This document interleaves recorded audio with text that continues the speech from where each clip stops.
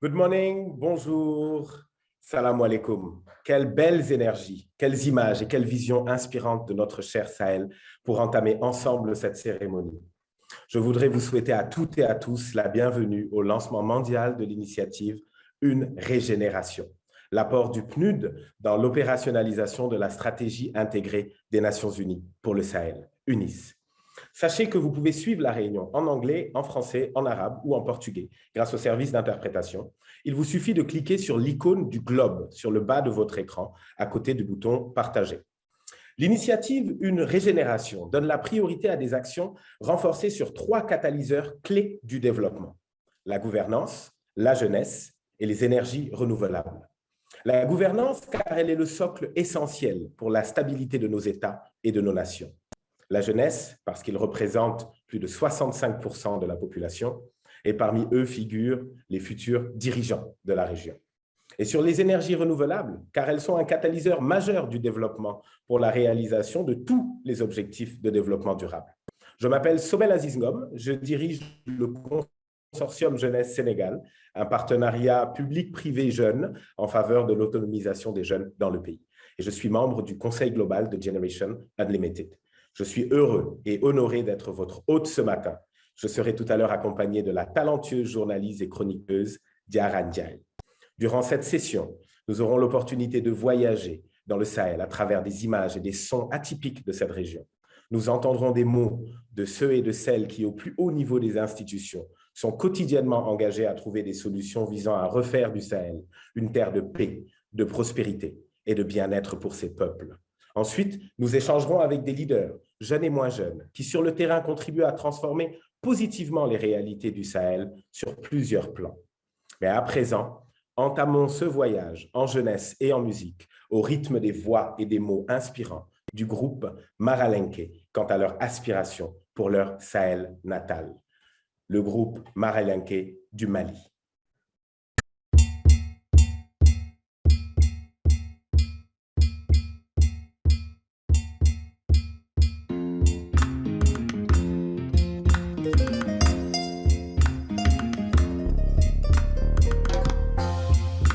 Le cœur du sable du désert, Sahel, Sahara.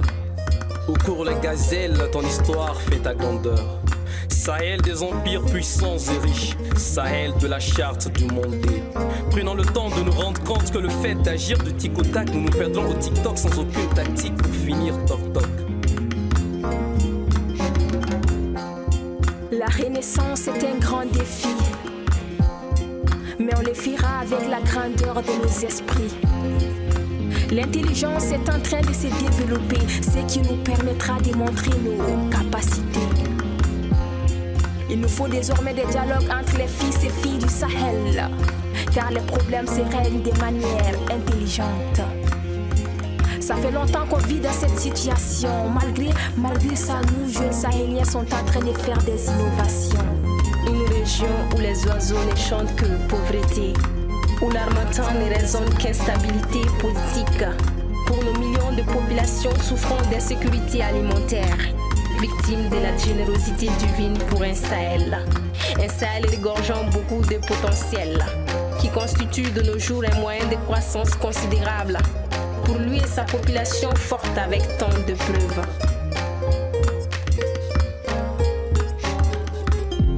Même si le passé est effacé par le présent, celui-ci n'est jamais perdu. Passé des gloires de grandeur, de lumière, les conflits, les guerres, la famine ne faiblissent point ta force. Digne et fier Sahel de mon Afrique. Je me réjouis des lueurs dans ta voix, voix d'espoir, de courage, de force et de renouveau. Des créations, de l'entrepreneuriat, des activités fructueuses, dans le but d'apporter au Sahel une vie plus heureuse. Car oui, nous avons le courage et la volonté de lutter, de planifier et de régner, et ensuite bâtir ce territoire comme il ne l'a jamais été. Car on développera et on s'imposera. Sur le marché mondial, on triomphera. On se fera remarquer par nos savoirs, la qualité du service et le pouvoir inclusif. La paix et les esprits attentifs. Nous serons en harmonie avec nos ascendances. Les héritages de la bonne gestion du pouvoir. Oui, il nous faut une ressemblance. Alors, Écoutez-nous, il nous faut désormais des dialogues entre les fils et filles du Sahel. Les problèmes se règlent de manière intelligente et à nous de montrer l'exemple. C'est pourquoi la régénération du Sahel est une nécessité, impliquant la population sahélienne à vivre d'elle-même pour répondre à l'aspiration des jeunes, avec la création d'emplois et des moyens de subsistance dans le domaine des énergies renouvelables, à travers le développement de l'énergie verte. Nous rêvons d'un Sahel sans grève, pour elle nous nous battrons sans trêve. Miraculé dira-t-on du Sahel, terre de richesse mais surtout de sagesse. Mara Lenke, que du slam.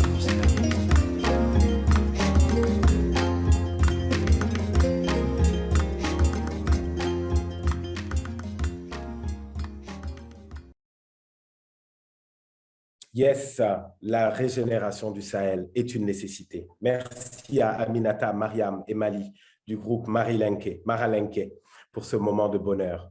Vous montrez encore une fois ô combien la jeunesse sahélienne, et en particulier ses filles, sont remplies de talent et d'espoir.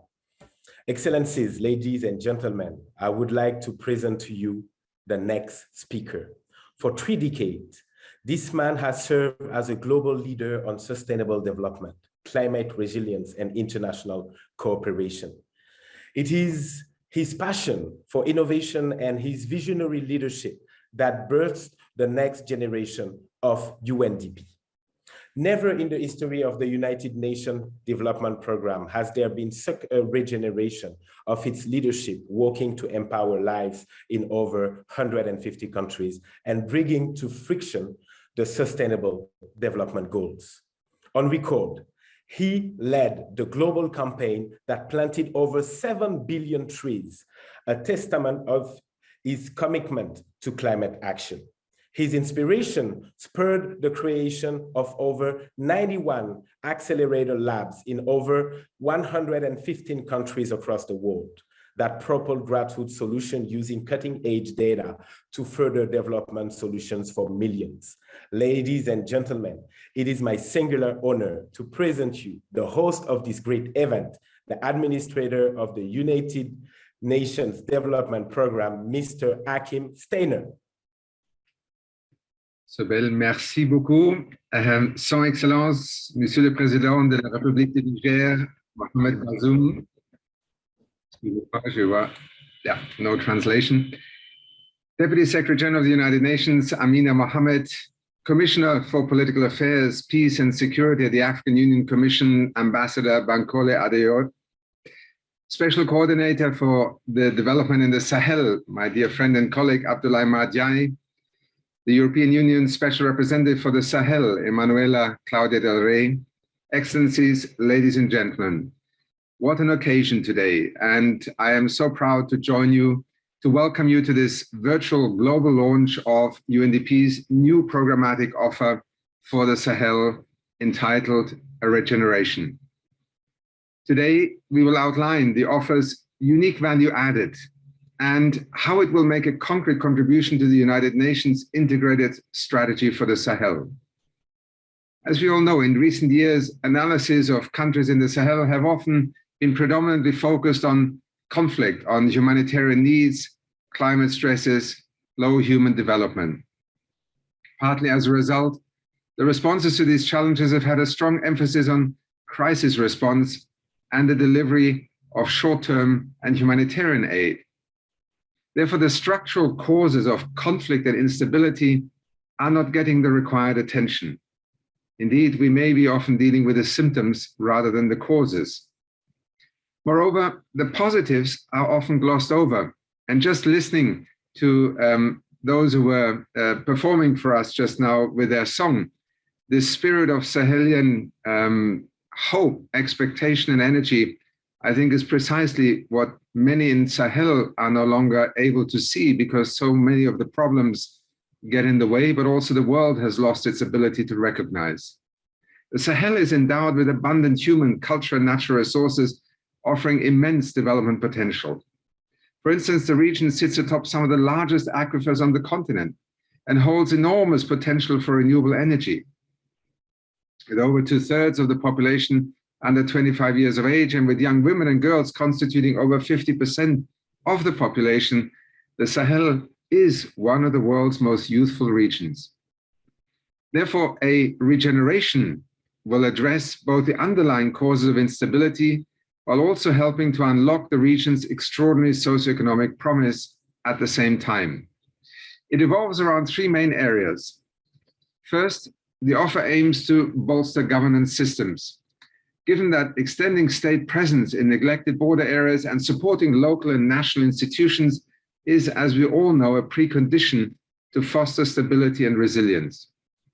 It will also help to renew the social contract between the state and its citizens, enhance social cohesion between communities, and create the space for citizens to become involved in pivotal social, economic, and political decisions. UNDP will continue to expand its stabilization portfolio to allow communities affected by conflict to rebuild their lives. This entails providing and restoring essential infrastructure and basic services such as schools, health centers, and markets, the very essence of local life in both social, economic, and development terms. It also involves facilitating the rule of law and enabling civil servants and local authorities, including police, courts, and county clerks, to resume work. Moreover, under this field of governance, UNDP will use the power of digital, on which we are learning every day what it could provide, to enhance the service delivery of institutions, strengthening peace, stability, and local economies. Second, Regeneration will invest in young people because they hold the key to transformative development in the Sahel, as we are seeing indeed at this moment, really worldwide. They are the driver of the future. UNDP already collaborates with Rwanda and the African Union Commission on the Youth Connect Africa initiative, inspiring so many already, and which is opening up new opportunities for thousands of young people across the continent, who in turn themselves will then become catalysts and leaders within their communities.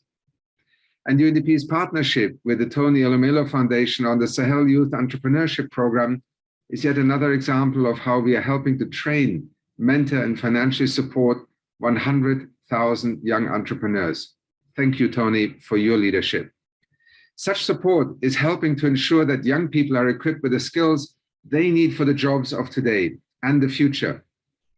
And we just heard a reference to the UNDP Accelerator Labs network. Active in all 10 countries of the region, they will continue to surface and scale up much needed development solutions emanating from within the communities. Innovation and development has as much to do with global frontiers of technology as it has to do with the frontiers of local ingenuity. The labs in Burkina Faso, Mali, Niger, and UNDP's Africa Borderland Center are currently working with trading communities, particularly women, to identify their solutions through a new innovation challenge. That could include everything from helping small, medium-scale enterprises to trade online and using digital finance to spur trade, to helping businesses access new financing. Africa as a whole, in fact, has been a pioneer in all of these areas and has shown the world what is possible when you understand how to leverage new technologies for inclusive development. Third, given that 2/3 of people in the region still lack access to energy, UNDP is committed to deploying its long-standing expertise in renewable energy to create decent green jobs and livelihoods. Our new strategic plan pledges to work with partners to provide access to clean and affordable energy to 500 million additional people, including, we hope, 150 million people in the Sahel over the next 4 years. This is an unprecedented aspiration, and I'm very honest with you, we are not quite sure how we will accomplish this, but we believe that both in terms of access to electricity, addressing a transition to a low-carbon energy infrastructure, nothing less should be our common goal. And consider, and this is where we get our courage from perhaps to make such ambitions part of our strategy, UNDP's Africa Mini-Grids program, funded by the Global Environment Facility. It aims to improve the financial viability of renewable energy mini-grids in 18 countries, including 6 countries in the Sahel, namely Burkina Faso, Chad, Mali, Mauritania, Niger, and Nigeria. It is UNDP's most ambitious energy access program ever, and it has the potential to be scaled up even further. And it is inspired in part by the Sahel. Such efforts will power homes, hospitals, and schools, many for the first time, and expand access to the internet and the nervous system of tomorrow's economy. What 10 years ago seemed to be like a barrier to development, namely the transition to renewable energy, has today become the pivot point and perhaps the greatest accelerator in terms of finally giving access to electricity to the hundreds of millions of people still waiting for it. This support will dovetail with UNDP's overall climate promise, the world's most ambitious and largest offer of support for the enhancement of countries' so-called nationally determined contributions. I prefer to call them the national climate strategies. Through this assistance, countries such as Burkina Faso, the Gambia, and Niger are investing in clean renewable energy. A Regeneration will also complement the African Union's steadfast efforts, including its lead role in the Great Green Wall, which will be the largest living structure on the planet once completed.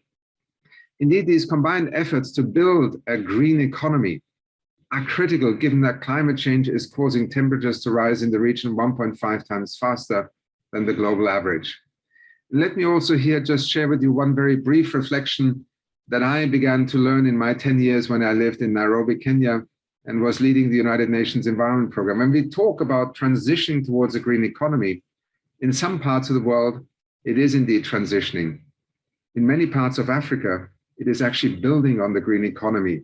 That is where people live today. It is where they actually practice their livelihoods. And the question is, will we diminish that green economy, that ecological foundation, or will we strengthen it, build it, and leverage it for development? President Bazoum, UN Deputy Secretary General, Excellencies, ladies and gentlemen, a regeneration is a fundamental part of the objective of the United Nations strategy for the Sahel. To move from delivering aid to ending need, which centers on the principle of putting the humanitarian and the development and the peace dimensions into action together. It involves tackling the root causes of conflict and instability, and let me be clear, it will require a substantial investment. By some estimates, $3.6 billion. But above all, it requires of leaders in government, civil society, the private sector in the Sahel, but also particularly amongst the international community, a commitment to work together long-term. Yet this investment in key areas like governance, renewable energy, and young people will pay, I believe, incredible dividends. It is what you yourselves have also confirmed, improving the lives and well-being of millions of people while helping to also protect the very assets of which we all depend, but particularly the people of the Sahel, our planet. With the global goals guiding us, we invite new partners to become co-investors in these pioneering efforts of Sahelians, the United Nations, and all our partners as we seek to regenerate the Sahel. Today should be the moment when the world ceases to view the Sahel region through the lens of crisis. In so many ways, it is a region of incredible opportunity and investment. In my mind, the Sahel and regeneration as an aspiration could be the great hallmark of the 21st century and development in the region. We hope that a regeneration will open also the world's eyes to this reality. Doing so will be vital to shaping a more peaceful, a more inclusive, a more sustainable future for the people who call the Sahel their home. It's a great privilege to be with you today. Thank you very much, and I very much look forward to following the rest of our ceremony. Merci beaucoup. Merci beaucoup, and thank you very much, Mr. Steiner, for your very inspiring words. But above all, thank you for the strong engagement of UNDP in the Sahel. Now, I'm very happy to introduce our next speaker, Mrs. Ahuna Esiakonwa, Assistant Secretary General and Director of UNDP Africa Bureau. Ahuna, over to you.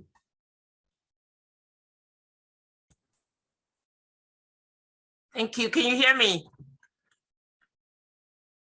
Yes, we do. Fantastic. The President of the Republic of Niger, Your Excellency Mohamed Bazoum, I think we just want to start by really thanking you and appreciating your tremendous support to UNDP and the work that we do in your country, but also your support for the work we do in the Sahel as a whole. And thank you for being here with us. The African Union Commissioner for Political Affairs, Peace and Security, my dear brother, Ambassador Bankole Adeoye, welcome. The Special Coordinator for Development in the Sahel, Mr. Abdoulaye Mardie, so wonderful to have you. The Special Representative of the Sahel at the European Union, Ms. Emanuela Claudia Del Rey. It's a great honor for us to also have a key partner with us here today. Excellencies, ladies and gentlemen, brothers and sisters of the Sahel and friends of the Sahel, delighted to join my boss, the UNDP administrator, Mr. Achim Steiner, whose leadership continues to really drive and steer us in the direction that we're going, strength for the Sahel. Let me join him in welcoming you to this global launch of the Sahel offer. It's been a long journey to this point. Today is about the Sahel. It is about the Sahel we believe in. It's about the Sahel we love. Today, Your Excellencies, is about regeneration, a powerful expression of rebirth. The United Nations system, and indeed UNDP, believe that it is possible to witness a regeneration in this land we have come to know as the Sahel. There was a time when the great baobab trees that were a landmark in the Sahel and still are a landmark in the Sahel were bright and green. We want to build forward to that land of many firsts. It was the Sahel, ladies and gentlemen, that gave us governance models like the Great Mandan Charter, also known as the world's first constitution. It was the Sahel that gave birth to the Timbuktu manuscripts, humanity's first knowledge in science, medicine, arts, and philosophy. It was the Sahel that was home to the world's richest man, Mansa Musa. Most of us growing up on the continent got to learn about this man whose caravan trade across the Sahara and beyond determined global gold prices for decades. That magnificent baobab tree, did it fall? Human development is on the decline in this region, with 9 out of 10 countries at the bottom of the Human Development Index. Violent extremism is on the increase, particularly in the Lake Chad Basin area. Every day we hear horrific stories of what is happening to humanity in this region. Urgent calls for humanitarian support have become the norm, often depicting a starving people in desperate need for water, sanitation, food, and all basic needs. For the past several decades, the world has framed its engagement in the Sahel on the story of problems and crises, of misery, of terrorism, of extreme poverty, and indeed, the absence of hope. We have all fed into this narrative, crafting solutions that cover the wound. We have privileged humanitarian aid where development solution is what is actually required. Millions, even billions have been spent in feeding the Sahel, a land whose history is one of agricultural harvest. How can we in the UN family protect the dignity of these people? How can we break cycles of need? How can we support Sahelians to drive their own development? And how can we commit to promoting geopolitical landscapes that nurture peace and security? I'm reminded of that famous Sahelian proverb, which says that when a great tree falls, its roots and stamp remain, and they can be regenerated.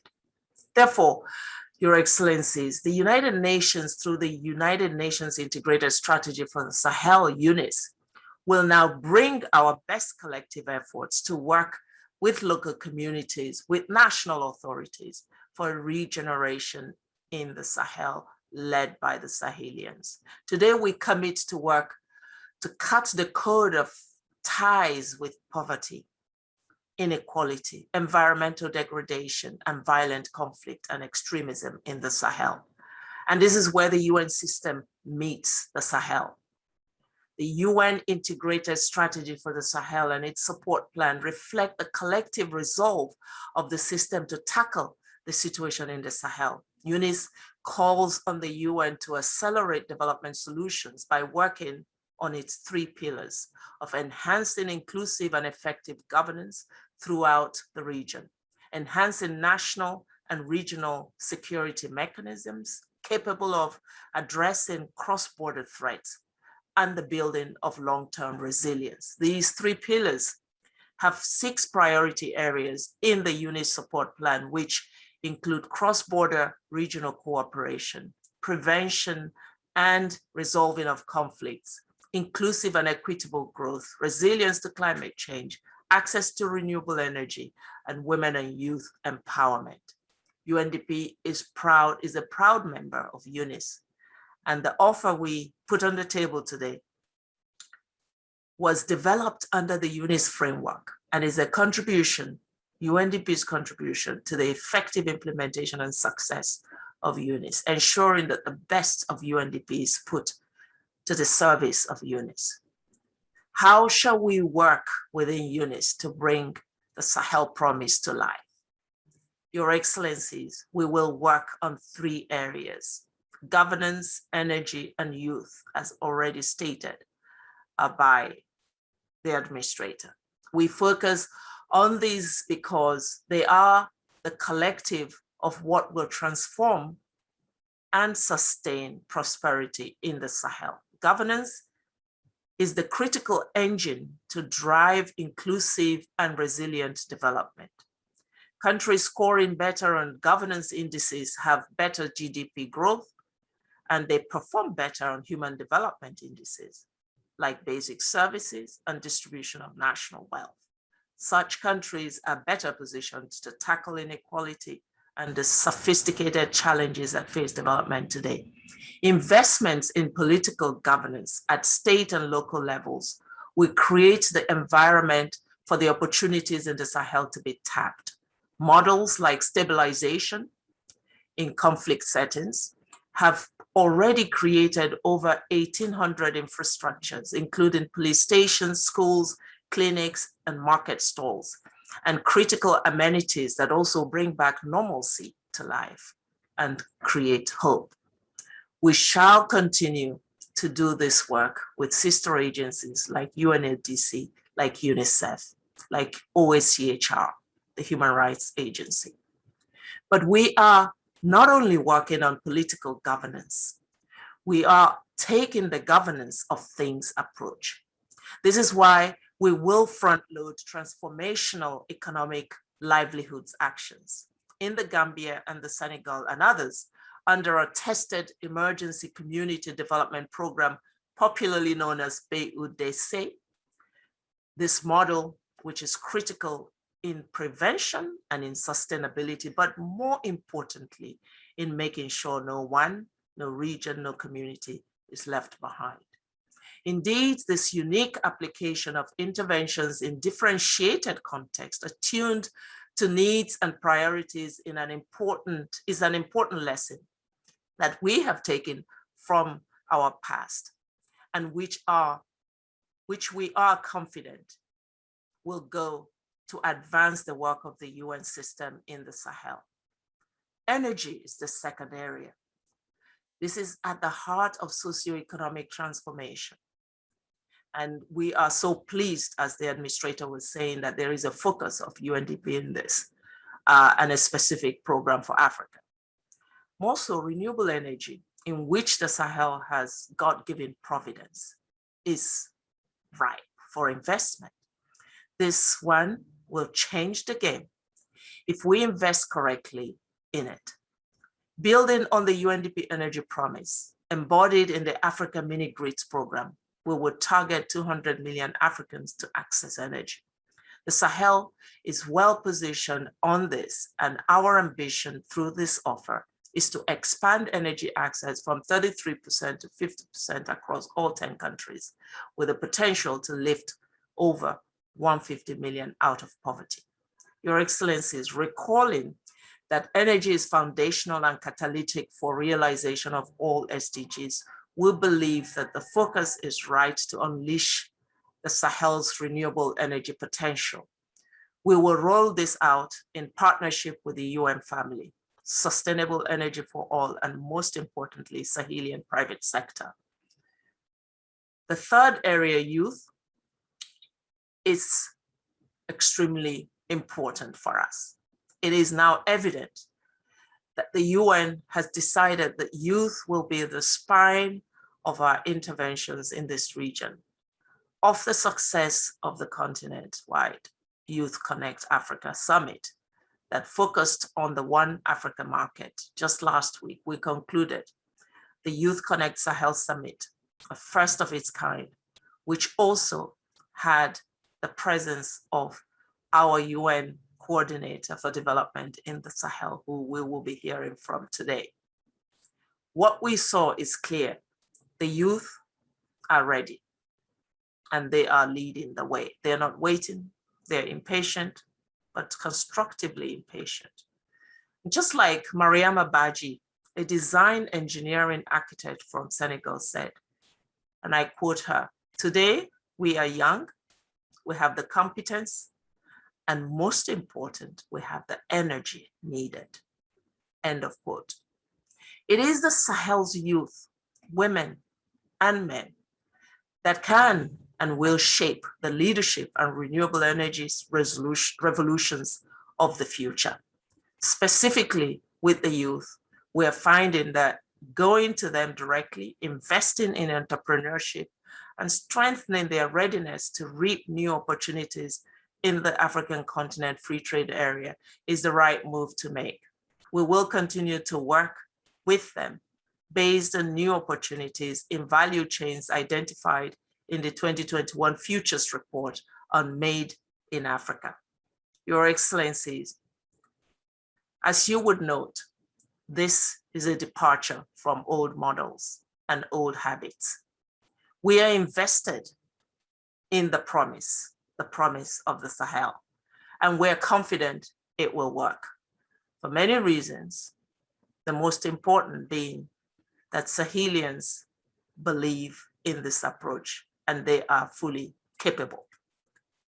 So why now, and what has changed to give us this level of confidence? So let me name at least 5 reasons. One is that we emphasize Sahelian ownership. We have consulted with them and they will be the lead in implementation. 2, UNIS and its strategic plan give us a renewed sense of context. The leadership provided by the Special Coordinator of the Sahel provides additional impetus to implementation. 3, COVID-19. And it's still transmitting negative impacts over a stronger push to tap the region's resources as a lever to propel the recovery. 4, we have learned that context-relevant programming matters. There is no blueprint and brush over all the 10 countries. Therefore, our tuning of prevention, stabilization, transformation, and sustainability as lenses for interventions is guiding us. 5th, UNDP is stronger on the ground and is better positioned to deliver with impact. We have strengthened our presence beyond the country to creating a hub in Dakar, a regional hub. We have created 10 accelerator labs in each of the 10 UNIS countries as spaces where Sahelians are already experimenting with development solutions. We have invested 250 million per year in the last 2 years to kick off this approach. Overall, we believe in the opportunity lens. Regeneration is possible. Like the proverbial tree, the foundational roots can and will surely regenerate. Who do we work with? There are at least 4 major stakeholders we work with. Chief among them, the people of the Sahel.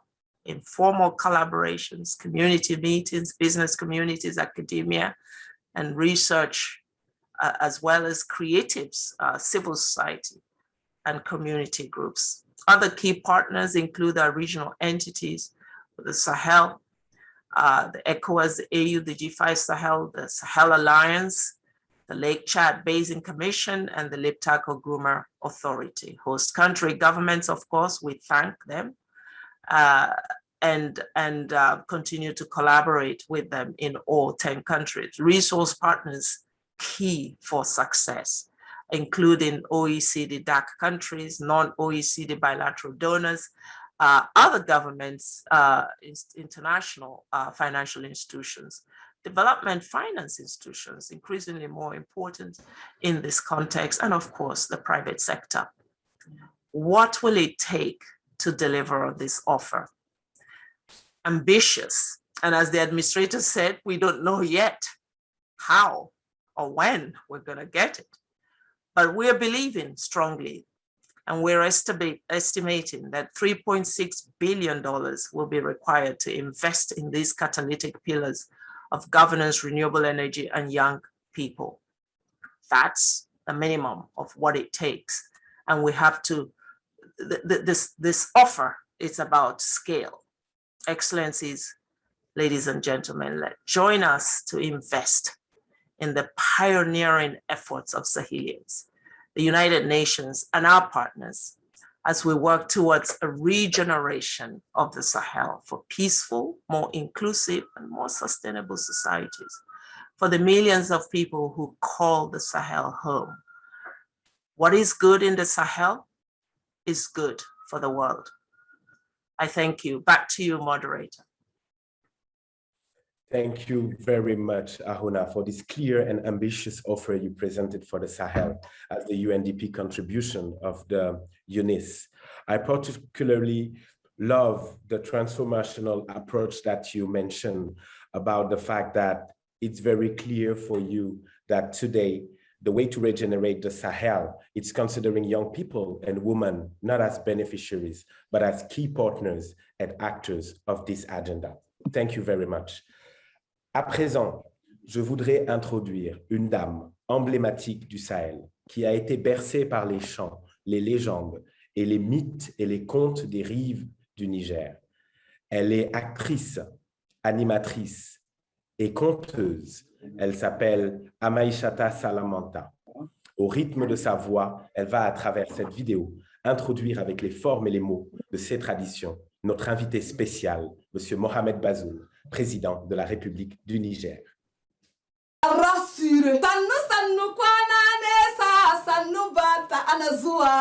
Apprêtez-vous à accueillir Monsieur le Président du Niger, Son Excellence Mohamed Bazoum. Monsieur Hakim Steiner, administrateur du PNUD, Mesdames et Messieurs, distingués invités,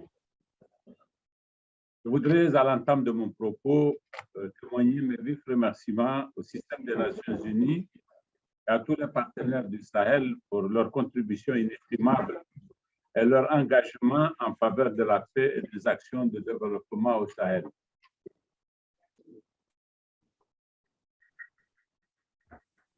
Je voudrais aussi remercier le Programme des Nations Unies pour le développement pour l'honneur qu'il m'est fait de lancer officiellement au nom de 10 pays bénéficiaires ce nouveau programme quinquennal s'inscrivant dans le cadre de l'opérationnalisation de la stratégie intégrée des Nations Unies pour le Sahel.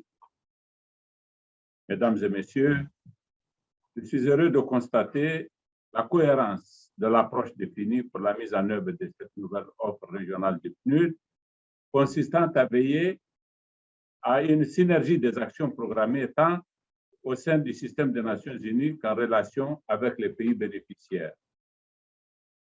La présente cérémonie qui consacre le lancement officiel de cette nouvelle approche du développement du PNUD se déroule dans un contexte marqué par une aggravation des défis auxquels le Sahel est confronté. En effet, les défis qui pèsent aujourd'hui sur le Sahel sont multiples et interconnectés. Il s'agit notamment de l'insécurité, de la croissance démographique, des effets néfastes du changement climatique, ainsi que les conséquences induites par la pandémie de la COVID-19. Mesdames et messieurs, il me paraît toutefois important de souligner qu'en dépit de ces défis suscités, le récit du Sahel ne saurait et ne devrait être réduit au seul mot qui l'afflige, cet espace restant un espace de bien des opportunités.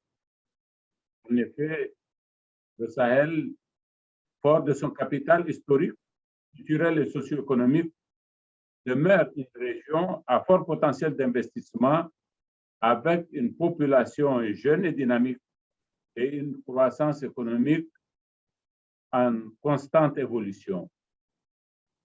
S'appuyant sur ce socle et tenant compte de l'actuelle mobilisation internationale en sa faveur, une régénération d'un Sahel plus résilient nous paraît un pari envisageable. Ce regain de mobilisation en faveur du Sahel constitue une opportunité que nos pays doivent saisir dans le cadre du soutien à la mise en œuvre de nos politiques de développement. En ce qui concerne le Niger, il me plaît de saluer cette nouvelle offre de PNUD dont les axes prioritaires, à savoir gouvernance, emploi des jeunes et énergie renouvelable, cadrent parfaitement avec mon programme politique que j'ai soumis à l'appréciation du peuple nigérien et sur la base duquel j'ai été élu. Mesdames et messieurs, relativement à la gouvernance, conscient de la nécessité de promouvoir l'état de droit et la démocratie, nous avons fait l'option pour les 5 années de notre mandat de mettre en place des institutions fortes. Nous avons à cet effet décidé de consacrer près de 2,5 milliards de dollars, soit 10% de notre budget total. S'agissant de l'emploi des jeunes, 31% du budget de notre programme est dédié à la valorisation du capital humain, compte tenu de l'importance de cette question pour le pays, pour un pays comme le Niger, caractérisé par une population, comme vous le savez, très jeune. À ces efforts prévus au niveau du capital humain s'ajoutent par ailleurs des actions programmées dans le cadre de la résilience des populations. En ce qui concerne l'énergie, le Niger prévoit de financer l'accès à l'énergie durable pour tous à hauteur de 3,5 milliards de dollars dans les 5 prochaines années. Mesdames et messieurs, le Niger, comme tous les autres pays du Sahel, a conscience du capital d'expérience du PNUD en matière de promotion de politique de développement. L'expérience de la mise en œuvre de la facilité de stabilisation dans le bassin du lac Tchad en est une éloquente illustration. Il s'agit en effet d'actions ayant contribué dans la région de Difa au retour et à l'insertion des populations déplacées dans des zones soumises à l'insécurité et à la violence des terroristes. La présente offre devrait ainsi renforcer la promotion de telles actions qui permettent de concourir à la résilience des populations tout en apportant des réponses aux autres défis auxquels elles sont confrontées. Cela nous reconforte dans notre propre engagement et commande de notre part l'impulsion d'actions susceptibles de nous assurer une mobilisation optimale des ressources programmées. Je salue à cet égard l'action du PNUD qui a d'ores et déjà mobilisé avec l'ensemble de ses partenaires 500 millions de dollars US en vue du financement de cette offre. Je lance par la même occasion un vibrant appel à l'ensemble des autres partenaires bilatéraux et multilatéraux pour une mobilisation soutenue afin de boucler le montant du financement prévu, soit 4,5 milliards de dollars US au profit de nos 10 pays bénéficiaires à l'horizon 2025. Le Niger, par ma voix, exprime sa disponibilité d'être aux côtés du PNUD dans le cadre du plaidoyer pour la mobilisation de ces ressources en vue d'une mise en œuvre réussie de ce programme. Je vous remercie de votre aimable attention. Merci beaucoup, Monsieur le Président. Nous allons à présent présenter une vidéo relatant l'histoire de la transformation de ce Sahel dont nous rêvons tous. Régie. What if I told you the Sahel you know is only one part of a much bigger story, and that there's much more to the region than your eyes can see? The Sahel has been for centuries a bastion of civilization. From the Manden Charter to the Timbuktu manuscripts, it has sustained powerful kingdoms and empires. The Sahel has stood tall at the pinnacle of governance in Africa. It was home to the first constitution in the epic times of Emperor Sundiata Keita, and brought to the world first-class knowledge in science, medicine, the arts, and philosophy. Once a land shaped by glorious trade routes and agricultural productivity, the Sahel has also been endowed with a wealth of mineral resources. But most of all, its greatest resource can be found in the diverse populations that call this place home. Firmly rooted in these foundational assets are embedded grains that are waiting impatiently to regenerate and flourish towards a thriving future of hope and promise. There is so much potential to harness. The Sahel is home to over 350 million people, more than half of them women, displaying sheer ingenuity, passion, and resilience. These young women and men are at the forefront of innovation trends, birthing solutions for their communities, sharpening their strength, creativity, and mental fortitude to navigate the most challenging circumstances. And yet, boundless potential and possibility still lies ahead, awaiting the right investment appetite. The Sahel region sits on extraordinary renewable energy potential and hosts the largest aquifers in the world. Solar resources abound in the region, with daily solar radiation levels averaging between 4 to 6 kilowatt-hour per square meter, twice more than Europe. Its wind potential is abundant in the coastal zones of countries like Senegal and the Gambia, with biomass resources well distributed across the Sahel. Renewable energy technologies are deployable in a decentralized and modular manner, making them particularly suitable for off-grid solutions in the Sahel. And although today the Sahel is going through growing pains and its governance systems evolving, at the heart of the solution are Sahelians who believe in the promise of a stable and sustainable future, one rooted in rich Sahelian identities and optimizing the limitless resources. A revival of social contracts that merges foundational roots with contemporary aspirations.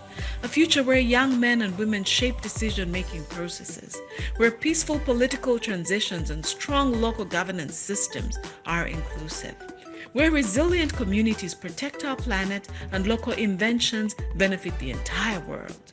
This will be the regeneration of the Sahel, a future we can call ours.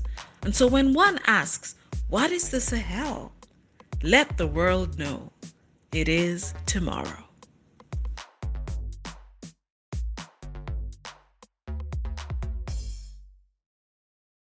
Il est difficile de ne pas être sensible à cette vidéo si inspirante. Elle nous permet de voir le Sahel avec un regard positif et enthousiaste, mais aussi avec des perspectives qui sont remplies de possibilités, loin du narratif sombre souvent associé à cette région et qui ne reflète ni l'âme de ses terres, ni les couleurs de ses cultures, et ni les aspirations de sa jeunesse. Now, I'm very happy to give the floor to a strong advocate of Africa's regional integration and inclusive partnership building strategies across Africa for good governance.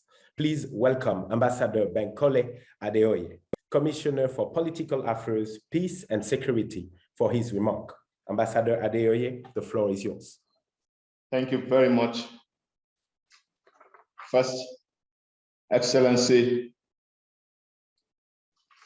President Mohamed Bazoum of the Republic of Niger, Mr. Akim Steiner, UNDP, Administrator, my dear sister, Ahuna, Assistant Secretary General and Director, Regional Bureau for Africa, UNDP, a Special Coordinator for the Sahel, ladies and gentlemen.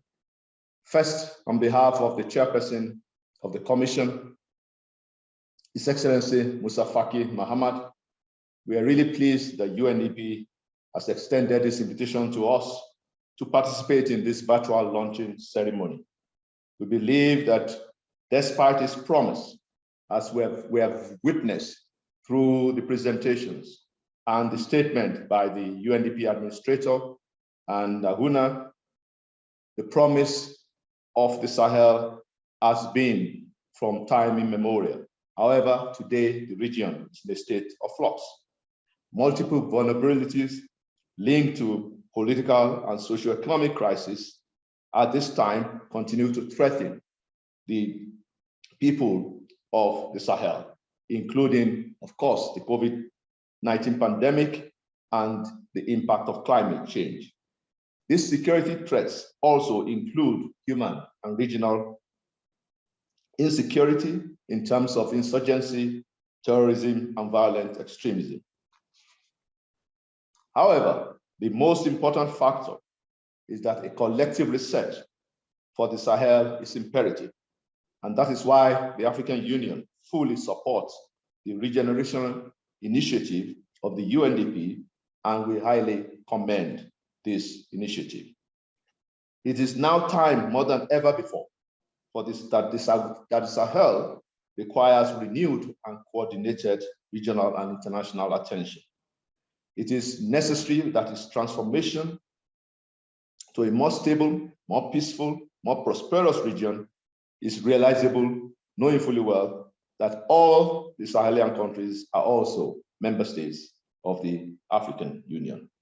I'm therefore very pleased to state that we see a lot of sync and harmony in the UNDP strategy for the regeneration of the Sahel, as it focuses on governance, renewable energy, and the youth. This is exactly what the African Union strategy for a durable and integrated development in the Sahel is all about: governance, security, and socio-economic development. It is therefore important for us to continue to put emphasis on inclusion and the protection of women and girls, especially youth, the fight against the pandemic, and of course, the integration of our borderland communities to make the change happen. Excellencies, globally, governance is the foundation of resilient societies. And my sister Ahuna referred to this, that governance also enables inclusive and broad-based economies to thrive. And that is why, for us, considerable progress will be made by member states in the Sahel if the focus is on renewed governance, effective governance, which needs more work to be done. The African Union is therefore convinced that the effective implementation of any agreed social contract between those who govern and the governed will be one of the guarantees for a just, more peaceful, and more stable, resilient society in the Sahel. The African Charter on Democracy, Election, and Governance already lays emphasis on the foundation for the promotion of the right to development for Africans. Through the Sahel offer, we encourage UNDP and the wider international community to continue to support the realization of the tenets of the AU Charter on Democracy, Election, and Governance. It is important as we go ahead, Excellencies, to emphasize that we see a lot of interest. We have a lot of interest in UNDP's recognition of the youth as one of the tripods of the A Regeneration framework. It resonates very well with both regional, continental, and global recognition of the youth and their critical role that they play in the Africa we want and the Africa we want to see in the next few years. The African Union therefore remains at the forefront of the recognition of the critical role of the youth and their contributions to peaceful, secure, more democratic society as the requisite for sustainable development. It is important, Excellencies, that we continue to work towards coordination. And I'm happy that the presentations we have received also speaks about partnership. And the African Union is ready to continue to work with the UNDP in making sure that cooperation and coordination for the Sahel will make the necessary impact. It is therefore my hope that the UNDP, working with the African Union, can provide leadership, co-leadership in this respect. It is important that in my last statement, part of the statement, let me emphasize that continued cooperation, a smart partnership, common comprehensive approaches will help address the root causes for the challenges facing the region. We are therefore ready to continue to work together to foster collective action and cooperation here and now, more than ever before, to make a conflict-free Sahel possible and indeed an African continent that is also at peace with itself. I thank you very much, and I wish the launch more success.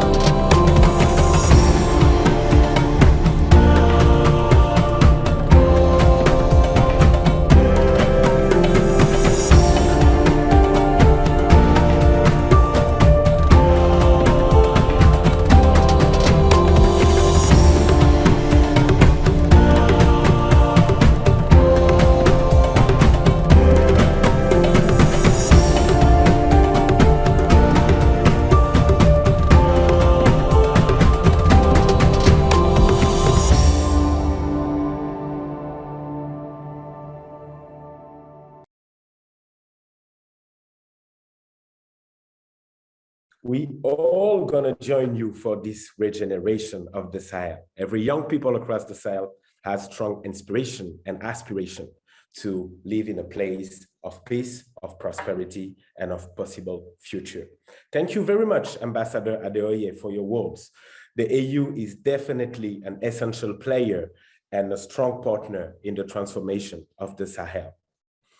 À présent, je suis tout particulièrement heureux d'introduire une jeune entrepreneuse et militante engagée au Burkina Faso. Il s'agit de Madame Ranyanwinde Elda Kaoma, fondatrice de la société Improve You et présidente de l'association Fenêtre d'Afrique. Ranyanwinde, la parole est à vous.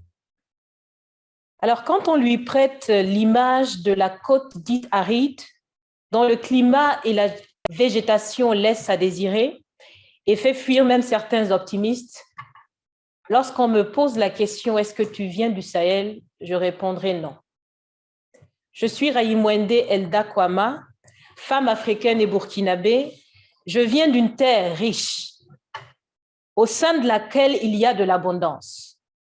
Abondance en termes de potentiel, d'humanité et d'opportunités de réel épanouissement de l'humain.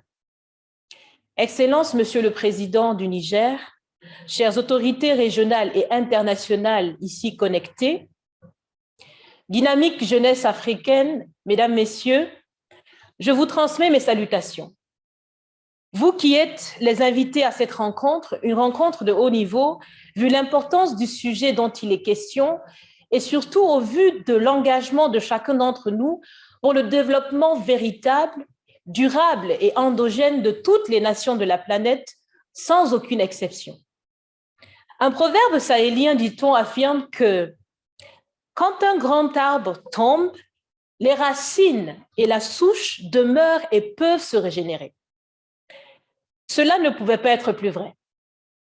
Même s'il est fort difficile de croire et de voir de ses propres yeux un grand arbre tomber tout seul, comme par magie, il faut néanmoins accepter que les racines d'un tel monument sont solides, porteuses d'une vie nouvelle, féroces, résistibles et surtout ne céderont pas aux caprices du vent.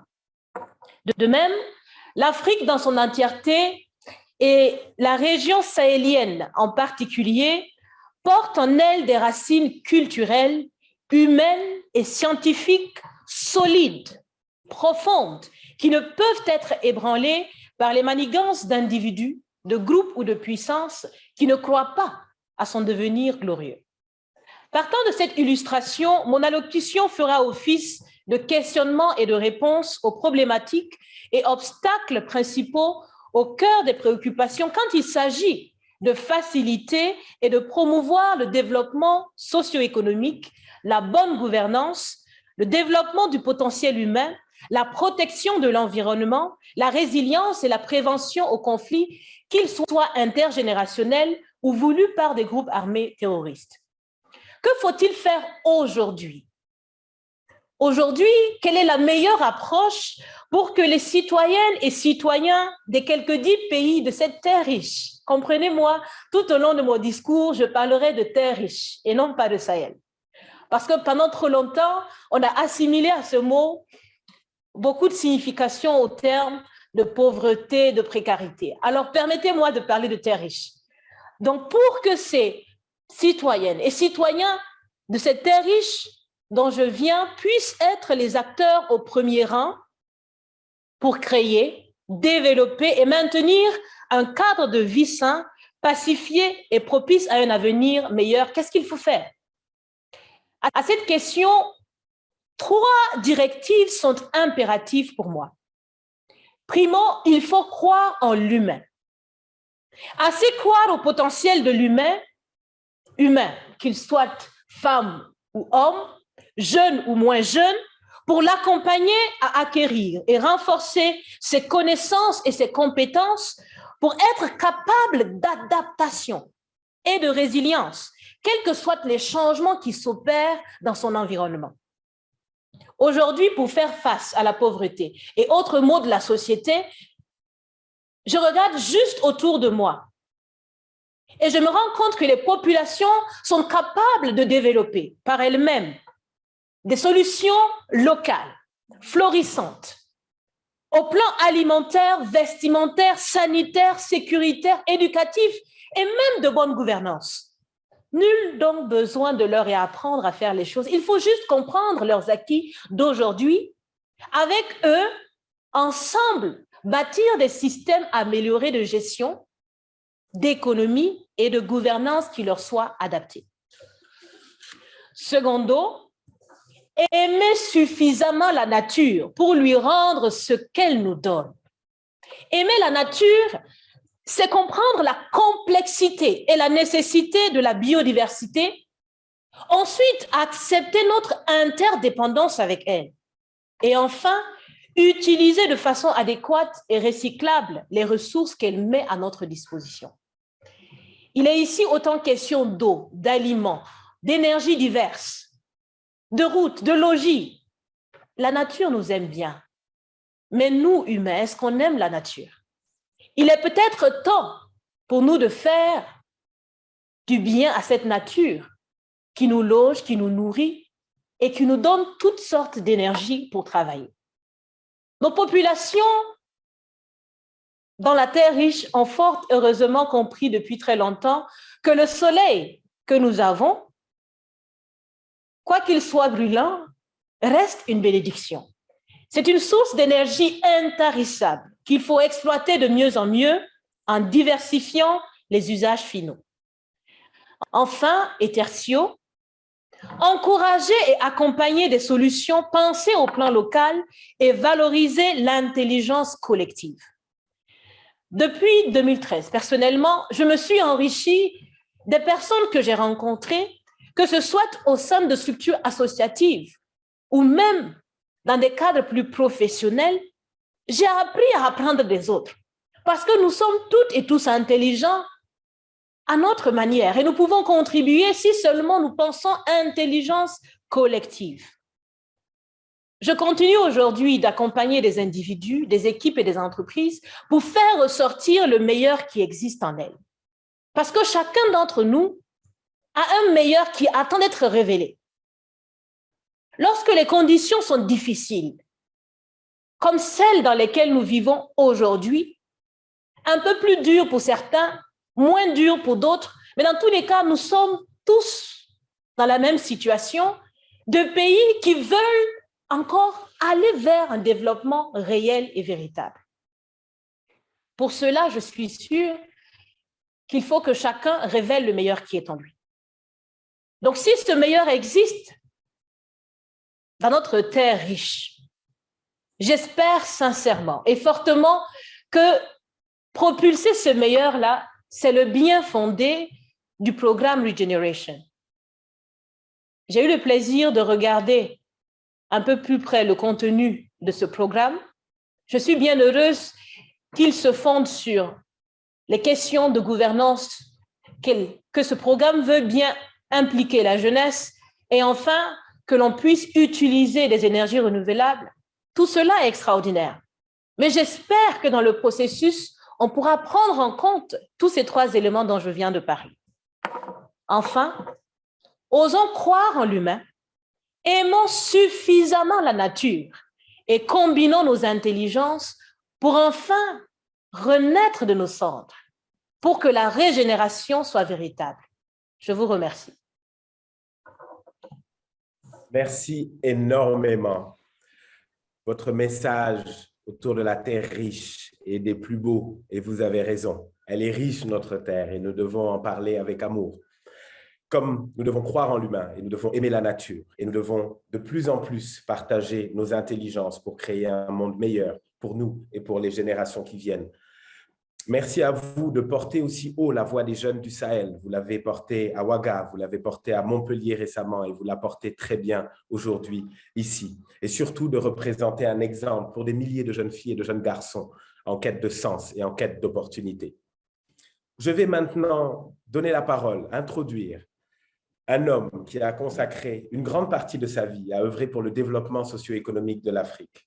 Aujourd'hui, il joue un rôle central pour le Sahel. Il croit particulièrement en la jeunesse. Il est champion de l'initiative Generation Unlimited pour le Sahel. Et il est convaincu, je le cite, « Le Sahel se fera à travers la jeunesse ou ne se fera pas ». Il s'agit bien de M. Abdoulaye Mardieye, sous-secrétaire général et coordinateur spécial des Nations Unies pour le développement du Sahel. Il sera ensuite suivi d'une vidéo de l'iconique conteur, comédien, musicien et acteur de cinéma, appelé affectueusement l'oiseau conteur, M. Salif Berté. USG Abdoulaye Mardieye, la parole est à vous. Vérifiez que vous n'êtes pas sur mute. Muté toujours. Vous Voilà. m'entendez? On vous entend maintenant. Allez-y. Je disais que, comme d'habitude, peut-être un esprit négatif au niveau de l'océan Atlantique voulait empêcher une connexion entre Dakar et New York, mais c'est sans oublier avec la puissance d'un Sahélien. Aucun esprit négatif ne peut battre un Sahélien. Et en plus, je pense que je devais vraiment parler après Salif Berté. Je vais vous dire pourquoi. My Sahelian fibers vibrated when I listened to the opening video. For me, it's one of the most powerful projections of the Sahel I've ever seen. The symbiotic music and poetry of the Maralinke Slam group with Salif Berté's storytelling is a powerful and inspiring hymn of the Sahel.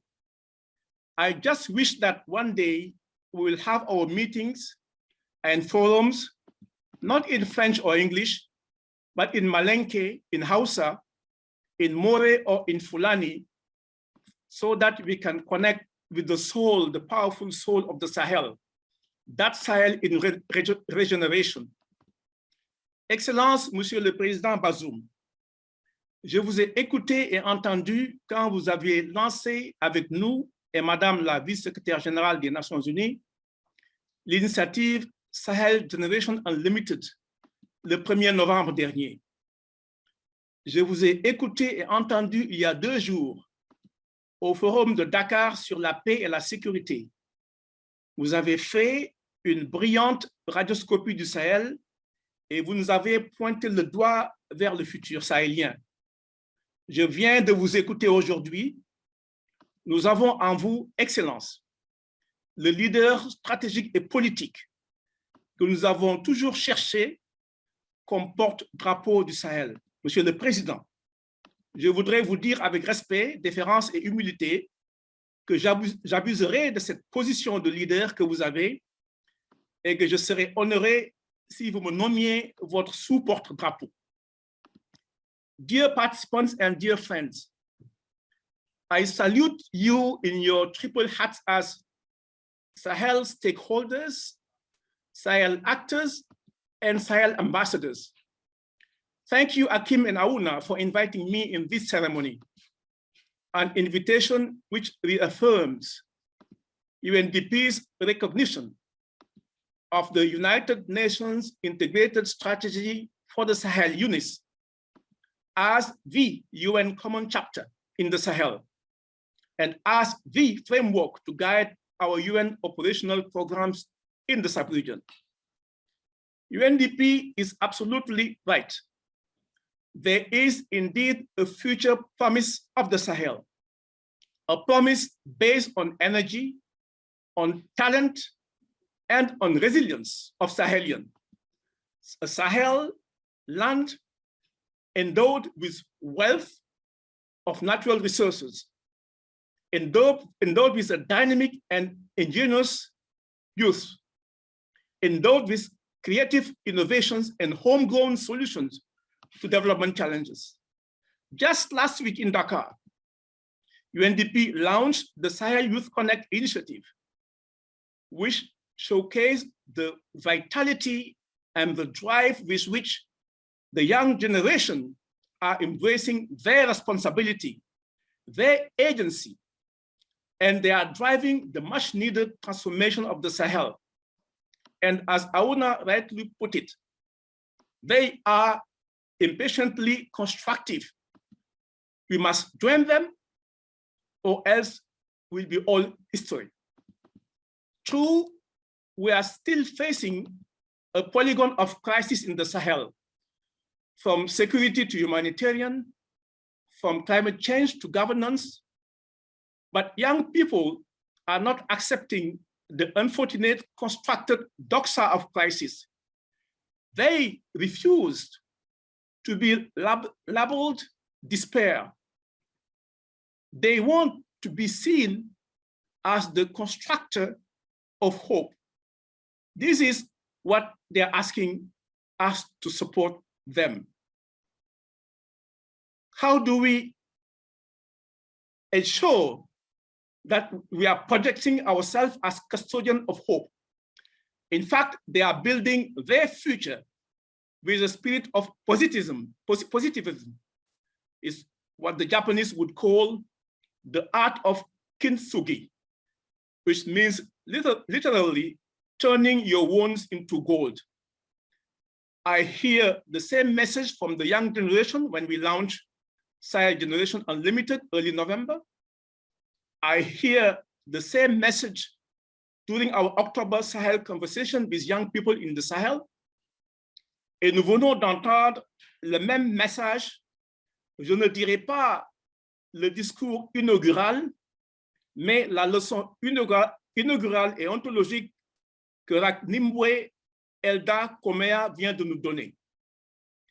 Friends, I want to congratulate UNDP for not only amplifying that message, but by helping to give life to that message with a special contribution and focus on governance, renewable energy, and youth.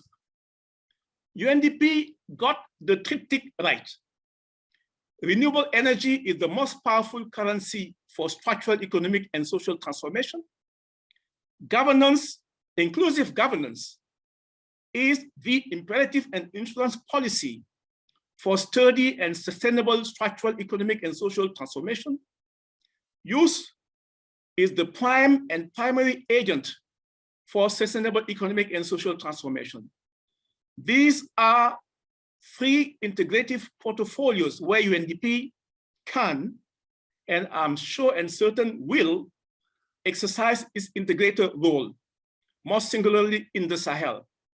And I'll be an amplifier of that movement, as integration is for me superior to the sum total of silo intervention. And I will even submit that multilateralism, which is the optimum way of doing integration, is superior to the sum total of bilateralism. I have initiated some empirical research to validate that assertion. And my initial findings are telling me that $1 invested through silo may yield a return worth $2 in peace, security, development, and in reduction of humanitarian needs. Yet $1 invested through integration can yield a return of $10 on the nexus. Hence, the power of integrated, or in less prosaic terms, the power of co-investment, as Akim Steiner rightly put it, the power of multilateralism, hence the power of our common agenda that the UNSG Antonio Guterres has put forward.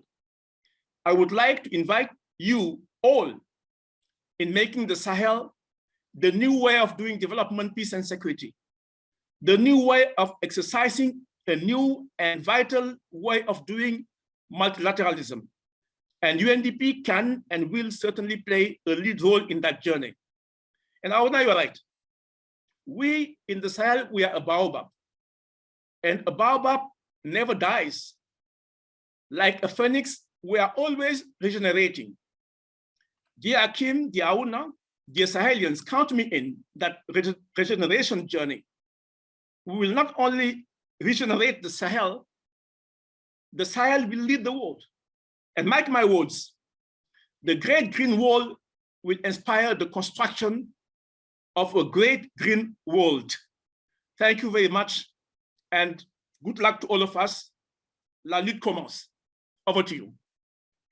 Thank you very much, Special Coordinator, for your inspiring work and clearly championing again and again for the Sahel to be the place where young people can take the lead and be the arm of this regeneration. Peut-être que nous allons continuer et ensuite, une fois que nous aurons résolu les problèmes techniques, nous allons retrouver le sous-secrétaire général Mardier avec nous. Donc, je propose que nous passions à la vidéo de M. Salif Berthé, le temps que M. Mardier nous revienne.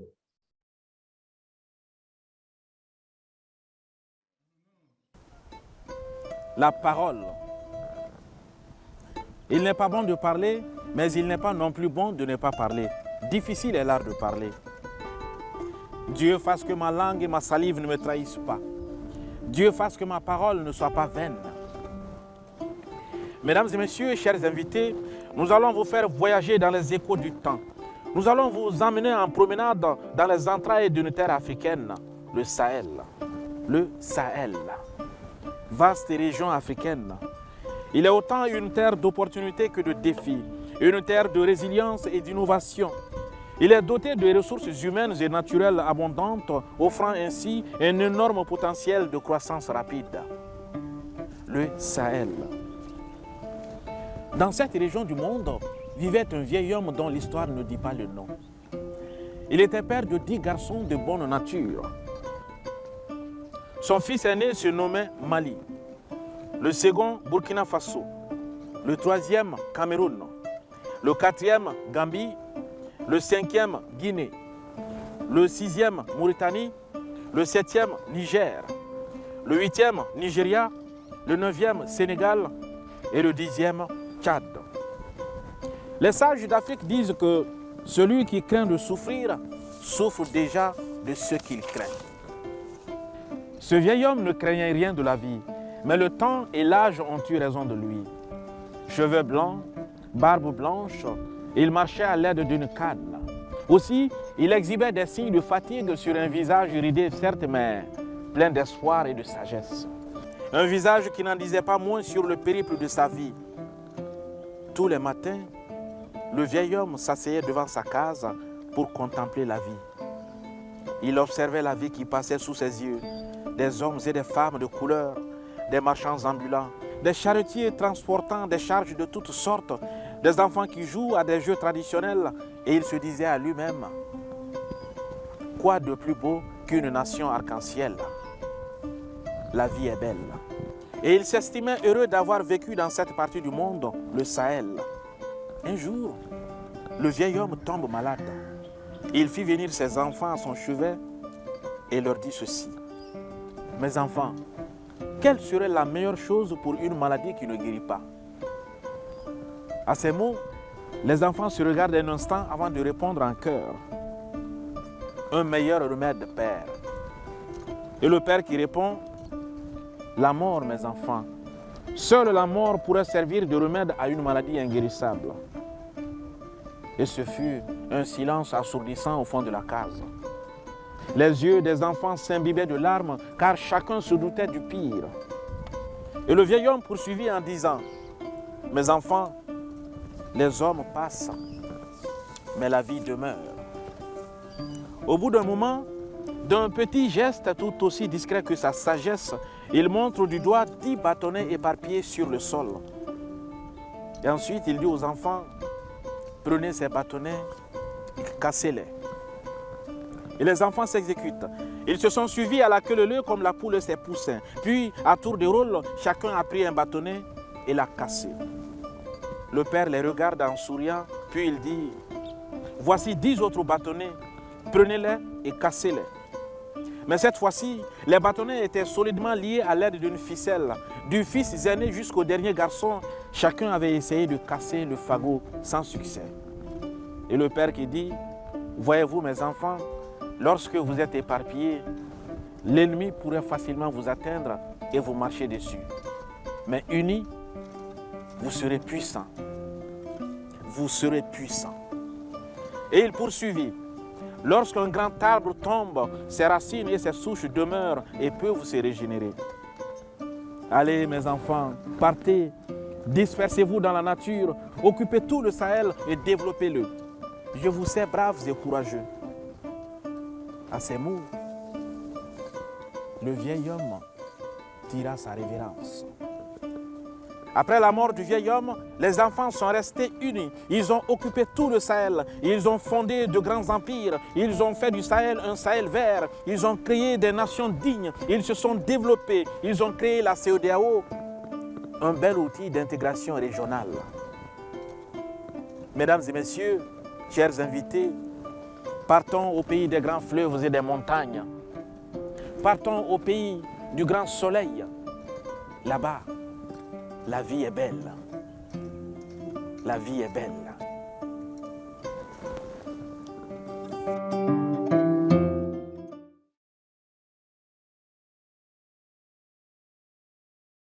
Je vais maintenant repasser la parole à Madame la directrice générale de la Banque africaine de développement pour l'Afrique de l'Ouest. Madame, la parole est à vous. Merci beaucoup, Monsieur le modérateur, et quel plaisir de parler après le coordonnateur spécial pour le Sahel, parce qu'il finit sur une note en parlant de la grande muraille verte, et c'est certainement un programme qui est cher à la Banque africaine de développement.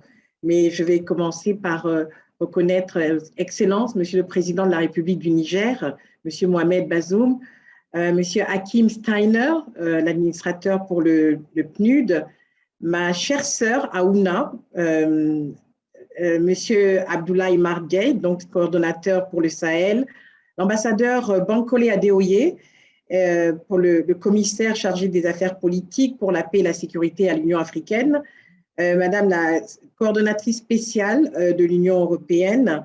Et tout d'abord, je voudrais vous féliciter, vous féliciter pour ce lancement aujourd'hui et vous remercier d'avoir associé la Banque africaine de développement à ce lancement et vous dire à quel point nous sommes en parfait alignement avec les thèmes, les 3 thématiques que vous avez identifiées comme étant les clés d'action pour effectivement aider à la régénération du Sahel. Je crois que je devrais peut-être passer en anglais parce que il y a quelques mots qui vont être plus difficiles pour moi, mais surtout ce partenariat que nous avons déjà établi de longue date et que nous allons pouvoir renforcer tellement les thématiques que nous essayons de mettre en œuvre sont communes. Donc, as Dr. Adeshina always says, the economic growth, resilience and sustainability of lives and livelihoods in the Sahel is of utmost priority for the African Development Bank. Sahelians are rewriting the narrative of their region and the African continent as a whole. And we at the African Development Bank will continue to support programs that are transforming the Sahel, including solar energy system, water and sanitation, food security, skills development, education, and infrastructure. And here I am sure that you can see the perfect alignment that I had mentioned earlier.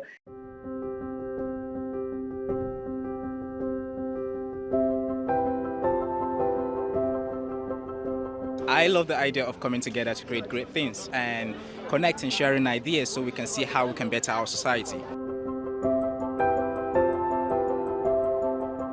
We need to expand possibilities and opportunities for people in Sahel to become entrepreneurs, innovators, creators, to solve our problems, to develop homegrown solutions and innovation to the intractable issues that we face. Aujourd'hui, nous sommes jeunes, nous avons les compétences et surtout nous avons l'énergie qu'il faut.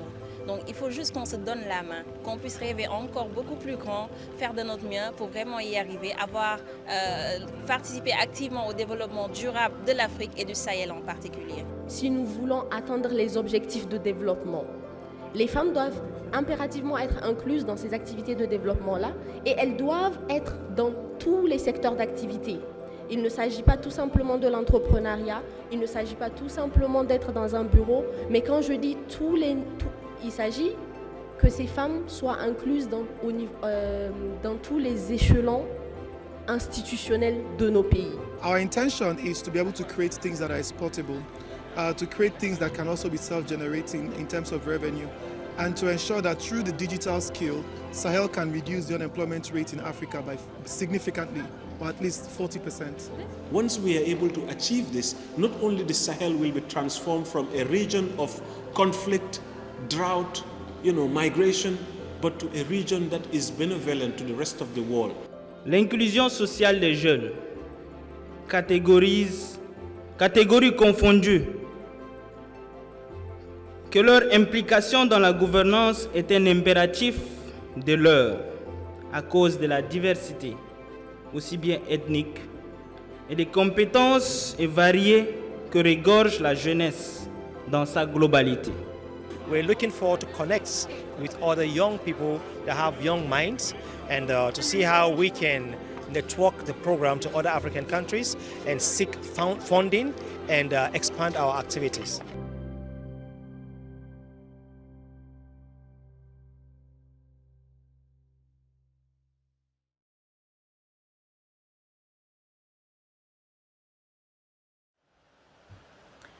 Regeneration is a key word. I'm glad to see that the UNDP believes and is keen to implement on field an approach that will help plant the seeds of regeneration in the Sahel and chart a sustainable, peaceful and prosperous future for its populations. Sahel needs and deserves to unlock and regenerate its untapped socio-economic and cultural potential. The Sahel is home to one of the most vibrant and youthful populations in the world, with an estimated 65% of its population under 35. Nevertheless, investments on youth are seriously lacking. Being the key to driving economic growth, creating sustainable green economies, and engendering peace in the whole region, youth in the Sahel today are the generation that will change the region's destiny, and also the destiny of the continent and the destiny of the world. We can address the triple threat of poverty, violence, and climate change investing in youth, particularly in their leading role as agents of change in building more inclusive and safer communities. The European Union, together with the member states, the local institutions, civil society, the agencies of the United Nations, including UNDP, in a framework of efficient multilateralism, is committed to strengthen its actions on field in the Sahel. Conflict prevention, peace and security, employment and job opportunities, social awareness, empowerment are the domains in which the European Union is involved to address the challenges faced by the population in the Sahel and in Africa. The European Union focuses on transformative actions, tailors its approaches to local contexts, and has mapped a pathway to identify and scale up homegrown solutions carved by Sahelians who are driving transformative peace and development efforts in the region. Ownership and African solutions to African problems are absolutely mandatory. We need to regenerate the narrative. The role of UNDP is fundamental in this sense. I want to conclude by saying that in my missions in the Sahel region, I usually speak to a huge number of youth, groups of activists, students, people who actually want to express their opinion. I often ask what is the dream for them, for their future. And they usually reply by saying that their dream is to see peace in their land. I really wish that very soon they will be able to say that their dream is to become a teacher, to realize their own ambitions, to be able to develop as a person. Thank you very much. Ladies and gentlemen, I'm personally pleased that we're witnessing this today. The launch of United Nations Integrated Strategy for Sahel is welcome, and I'm pleased further that our own great African, Ablaye Madia, is spearheading all of this. The time has come for us to take this to the next level. The time has come for us to further prioritize and economically empower young Africans, especially from the Sahel region. This, from our experience at the Tony Elmelu Foundation, is what will bring lasting peace and economic progress to our people. This will bring economic inclusion for the Sahel in particular. And I'm happy further the United Nations Development Program, UNDP, under the able leadership of Hakim, my good friend and partner, is driving also this. We have seen at the Tony Elmelu Foundation firsthand the impact, the implication, and the benefits of prioritizing and encouraging young Africans, especially in the Sahel. In 2019, in partnership with UNDP, the Tony Elmelu Foundation, we supported economically empowered over 2,000 young Sahelians. We gave them non-refundable seed capital, we appointed mentors for them, we trained them. In 2020, in the heat of the pandemic, we did the same thing. Over 2,000 again were economically empowered with non-refundable seed capital, training, appointment of mentors, and creating a network for them to continue to interact among each other and share ideas that will bring further prosperity to them. We have seen, since we started funding young entrepreneurs on the continent, that at least over 400,000 jobs have been created by the beneficiaries of the Tony Elmelu Foundation entrepreneurship program. To date, we have supported over 15,000 of them across all 54 African countries. Not long ago, in conjunction again with UNDP and the United Nations GenU, another UNICEF program has been launched for people for this the Sahel region. Consistently, this is what will help us to bring further development to this part of the world. That's in their need of it. And so, ladies and gentlemen, I want to appreciate this moment, and I want to thank everyone who is going to contribute to this. We indeed have no further time to wait. The time is now to prioritize and support our young Africans, and more especially the Sahel region. Thank you, United Nations. Thank you, UNDP. I am Tigdanke Kamara, founder and chairman of Tigi Holdings, a member of UNDP Influencers for Development Supergroup. Sahel program is exactly what is needed. In 2030, Africa will have the youngest and the biggest population in the world. That also brings challenges, meaning that we have to create jobs. We have to feed them, and we have to also bring shelter. So it is important that through the Sahel program that we create enterprises, that we have fundings that will touch these populations that are the most in need. And how do we do that? I think the super group, we are just the right people for that. Through my activities, that's what I have been doing, touching the women and the youth. The informal sector that accounts for 70% of Africa's economy, that is most of the time left out. So I've given myself the task of linking the formal and the informal. So through the Sahel program, with the training and then the value chain that you will be putting in place, and then with the help that we as Supergroup will bring, we'll be able to touch the youth, but most importantly, create jobs. L'image que le Sahel nous renvoie ces dernières années interroge et inquiète. En effet, il y a une crise sécuritaire doublée des effets du changement climatique qui ont plongé notre espace dans une plus grande vulnérabilité sociale et économique, avec comme conséquence un effet d'éviction des dépenses publiques vers la gestion de la crise. Malgré ce sombre tableau de misère et de précarité, notre espace reste résilient. Puisant dans son trésor historique et culturel de résistance à l'adversité, de sa très grande capacité d'adaptation à son environnement, se réinventant un mode de vie et d'action.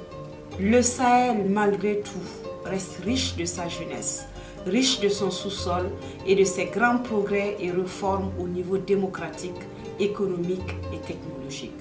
Au Burkina Faso, nous sommes mobilisés autour d'un plan d'urgence pour le Sahel-Burkina qui est un élan de rupture vers un Sahel régénéré, un oasis d'espoir, un oasis d'opportunités et de paix.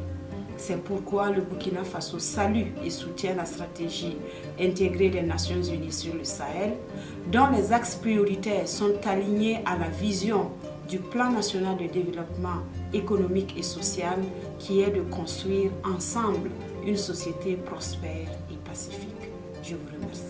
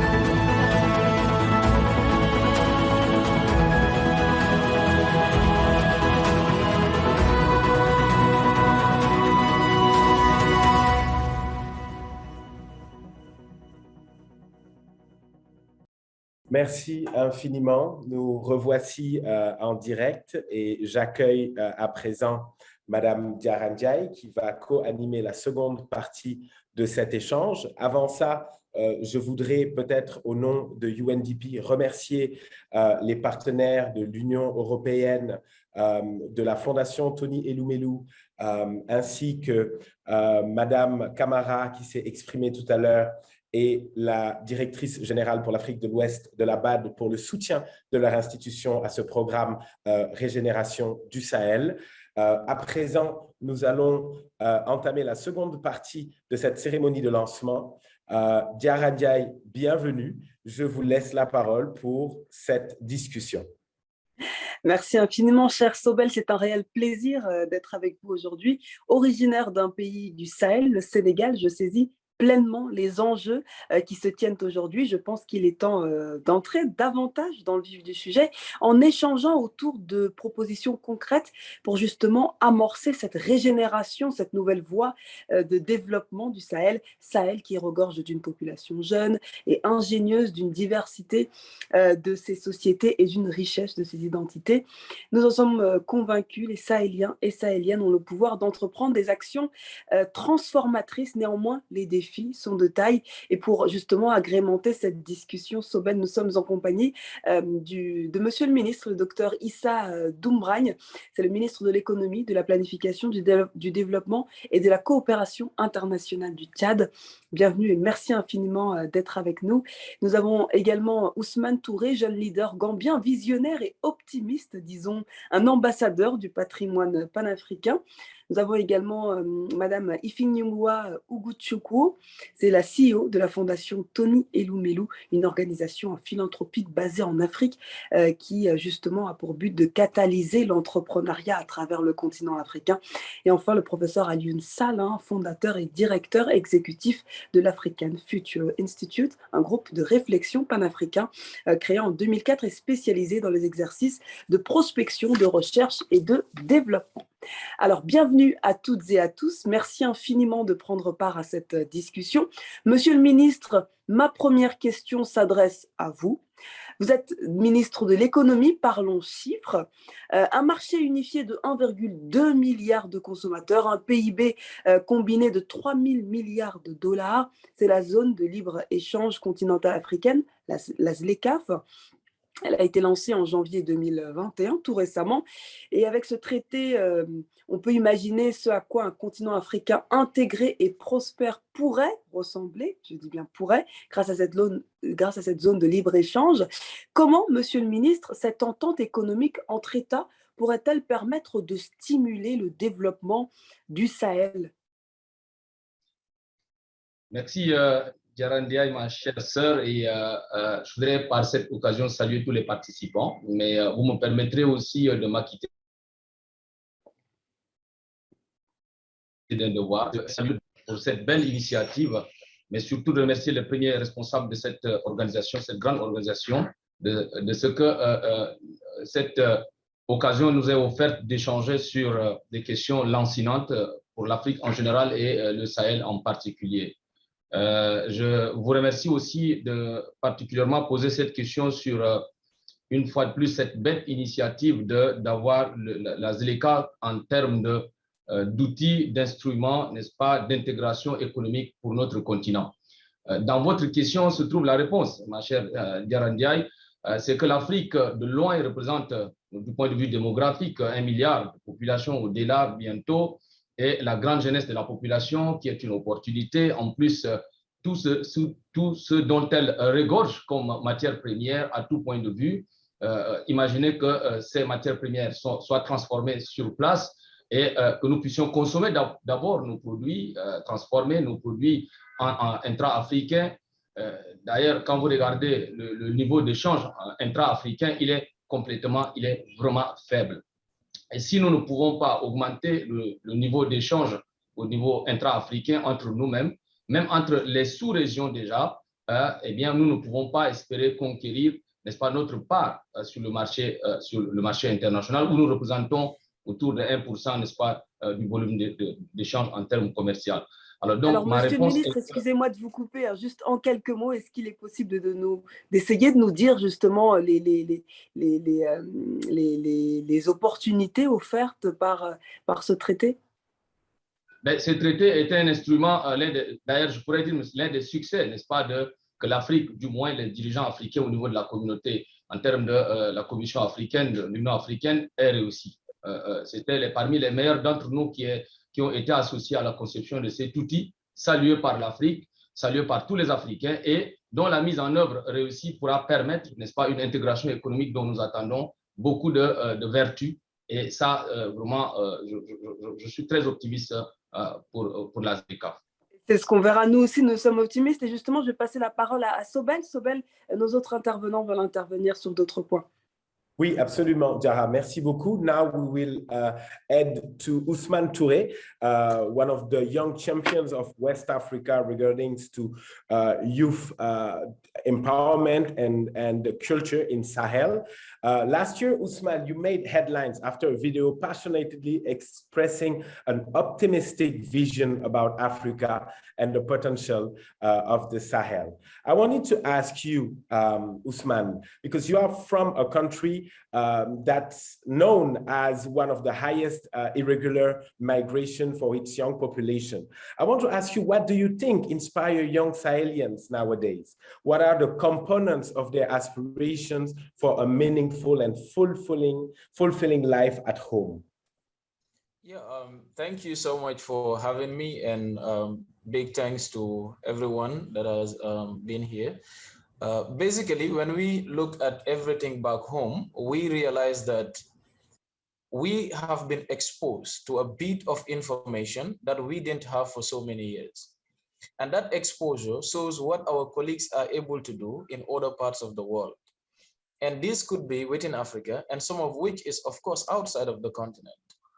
So having an equal platform, for instance, like technology, having an equal insight on how to develop solutions have pushed Sahelians, few Africans, to develop solutions, making inventions, creating new solutions to our practical problems. Now, the ongoing problem became, is there an environment to really exhibit or to really have this potential harnessed and localized for the benefit of our communities? So this has been one of the problems that pulls most of us. Indeed, there are pull and push factors, but these have been some of the issues that pull some of the Sahelians, and especially Gambians, to be exact, into the irregular migrations. And this is because of the field system that we have in place in providing that enabling environment, not just for people to realize their full potentials and skills, but as paid returns. What do they get from those skills? What do they get from their potentials? Became a big problem for many of us. And that's why it is really important that if we really want to save the future generation, if we really want to stand on the side of the youths, these enabling environments must be created. We cannot trust the governments to do everything, but this is where every individual, organizations, the private sector jump in to harness these potentials within young Sahelians and young Africans, to be exact, and making sure that we can have practical solutions to practical problems within the Sahel and Africa at large. Thank you very much, Ousmane. It's very clear. From what you heard here right now, are you confident about the engagement of the international community of the UNDP about building platform and spaces that will help young people to access to opportunities, skills, and way to develop their own future? Indeed, and I in fact have to commend them for that. Few weeks or days ago, I was in Dakar for the Youth Connect. And I've seen how many potentials were identified in such a gathering. And for far too long, that is one of the things that has been missing in the continent. How do young Sahelians, young Africans interact, have skill and idea transfer on platforms that instead of us looking at each other as competitors or looking at each other as threat, now we have something to say. And the UNDP, for instance, in the Gambia have equally been instrumental in that. I've seen many young people who are now striving as a result of a platform and opportunities provided to them by the UNDP in Gambia. And I've seen a similar thing in Senegal during the Youth Connect. So we must push for such to move on. We must make sure that organizations, partnership is done. And when we look at it, one of the objectives and the 17th goal of the Sustainable Development Goal speaks about partnership. So it is a very critical component that we have to register right now in making sure that there are people ready to create this enabling environment, because we are losing a lot by just failing to create an environment to integrate the potentials and skills among young Sahelians to stay in the Sahel or in Africa to move solutions. Absolutely. Thank you very much, Usman. Thank you very much for this. And you're absolutely right. Partnership is the key. Partnership, including everyone, no one behind, even in the partnership, to be sure that we can affect and touch every young people that needs those skills. I will give back the floor to Jara. Ma question s'adresse au docteur Alioune Sall cette fois. Vous avez mené une brillante carrière au sein du PNUD. Vous êtes expert finalement dans les questions de développement. Vous le savez, le Sahel, dans le Sahel, la dégradation de la situation sécuritaire, elle déstabilise profondément la zone avec des effets de contagion dans toute la région. En plus de cela, la Covid-19 s'est invitée et a entravé les efforts internationaux destinés à accélérer et étendre les opérations de stabilisation du Sahel. Comment améliorer les modèles de gouvernance actuels en vue de pallier l'instabilité de cette région? En quelques mots, si possible.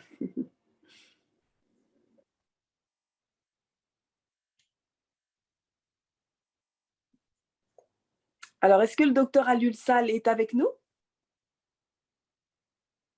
Non. Alors, merci. Si tu... Allô?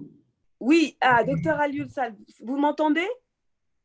Oui, je vous entends bien, oui. Est-ce Madame que vous Diaye. avez entendu la question? Vous souhaitez que je la répète? Vous pouvez la reprendre, s'il vous plaît. Voilà. J'expliquais en quelques mots que d'abord, vous êtes un expert du développement et que cette question du développement, elle est aujourd'hui entravée, notamment à cause de la situation sécuritaire de la région, qui en plus se propage. En plus de ça, il y a eu la Covid-19 qui s'est invitée et a entravé notamment les efforts internationaux pour stabiliser la région. Je vous demandais, si possible, en quelques mots, malgré la question vaste, comment on pourrait améliorer les modèles de gouvernance actuels en vue de pallier à l'instabilité? Merci de la présentation que vous venez faire de moi et puis merci de la question.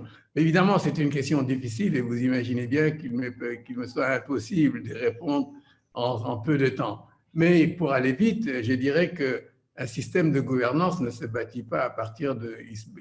Il doit être fondé sur des réalités qui sont des réalités particulières au Sahel. La démocratie, la bonne gouvernance n'est pas un concept totalement étranger au Sahel, pour qui se souvient que cette terre ou cet espace a vu naître, grandir et puis disparaître des empires, des royaumes qui étaient gouvernés. Il y avait donc des systèmes de gouvernance. Il faut essayer de comprendre quels étaient les principes sur lesquels ils étaient fondés et sans doute les actualiser, les mettre au goût du jour plutôt que de céder au mimétisme administratif qui a amené beaucoup d'États à copier leur modèle de gouvernance sur ceux-là qui ont été laissés par le pouvoir colonial. Un pouvoir colonial dont l'ambition n'était pas de développer la région, mais de contrôler les populations et d'extraire de cette région ce qu'ils pouvaient en extraire, ce qui est tout à fait, ce qui est aux antipodes de ce que devrait être le développement aujourd'hui.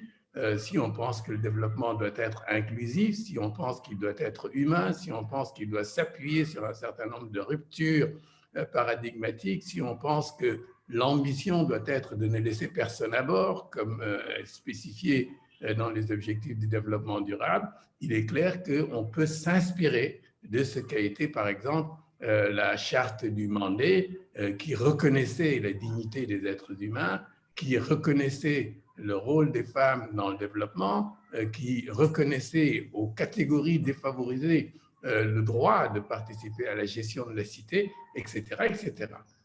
En d'autres termes, encore une fois, pour aller vite, il faut cesser de dormir sur la natte des autres, pour reprendre l'expression de Joseph Kizerbo, historien burkinabé que vous connaissez, et essayer d'inventer nos propres modèles de développement endogènes.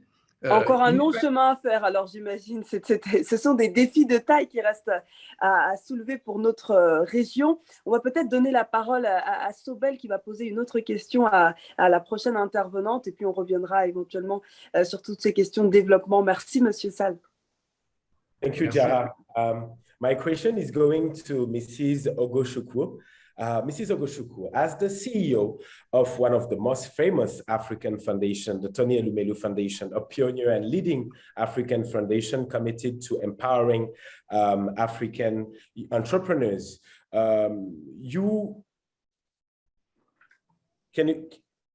okay, sorry, I have been just disturbed a little bit by the tech. So I just wanted to ask you, how do you think young people, young entrepreneurs are tapping into the Sahelian environment and culture to develop innovations with the potential to unleash transformative growth? Thank you so much, Aziz. And just once again, to echo what everyone else has said in commending the United Nations Development Program, led by Achim Steiner, as well as the regional director, Mrs. Ahuna Eziakoa, and all the UNDP team members across the African countries, my constituents. It is so heartwarming when we see the commitment, the passion, and the creativity that the UNDP team brings to this issue of youth empowerment, particularly in the Sahel region. And we have witnessed firsthand with the partnership that we have with the UNDP, we have witnessed firsthand the impact and the immense opportunity that lies ahead if we can come together at this critical time. We all know that the impact of the COVID-19 pandemic on the African continent is centered on the economy. Economies are straining. Young entrepreneurs who are barely able to start their businesses have to deal with decimation of their currencies and fast eroding sectors. So the question is, what do young entrepreneurs need in order to make a success of their business, to grow their businesses in their communities and accelerate economic development across the African continent? And I usually like to say that there are 4 things directly that the young entrepreneurs can do with the help of private sector, and 4 things that have to be done for them.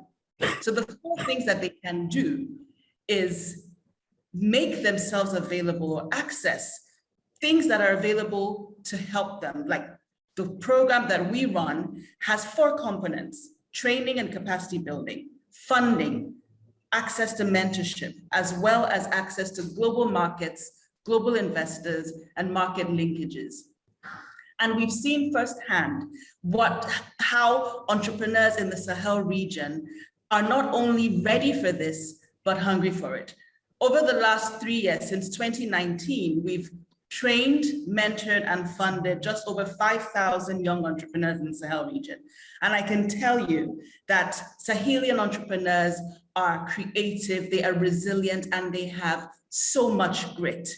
And what we've seen is the absolute, unequivocal, integral need for connectivity. And that brings me to the 4 things that entrepreneurs need to be done for them, which is, of course, we've talked about it already: security, stability, electricity. Right now, well over 51% of people in the Sahel region do not have access to electricity. And of course, connectivity. So the Tony Elumelu Foundation Entrepreneurship Program is a $100 million commitment from our Founders Family Wealth to identify, train, and fund 10,000 African entrepreneurs over 10 years. But in the 6th year, we're just rounding up the 6th year, and we would have trained and funded over 15,000 people by the end of this year. So we've overshot our target, and that's because of the sheer need and the sheer demand for what we do. Just this year alone, we processed 400,000 applications, and it is because of the commitment and the support of partners like the UNDP that were able to offer this opportunity to more entrepreneurs. And the entrepreneurs are lapping it up. Most importantly, we have ensured that this opportunity is available online virtually. Initially in 2019, we had done physical trainings, but with COVID-19 pandemic and in 2020, we had to do virtual trainings. And it was an eye-opening experience. It was eye-opening because we all know that in the world of today, especially after the pandemic, if you are not connected, you literally do not exist.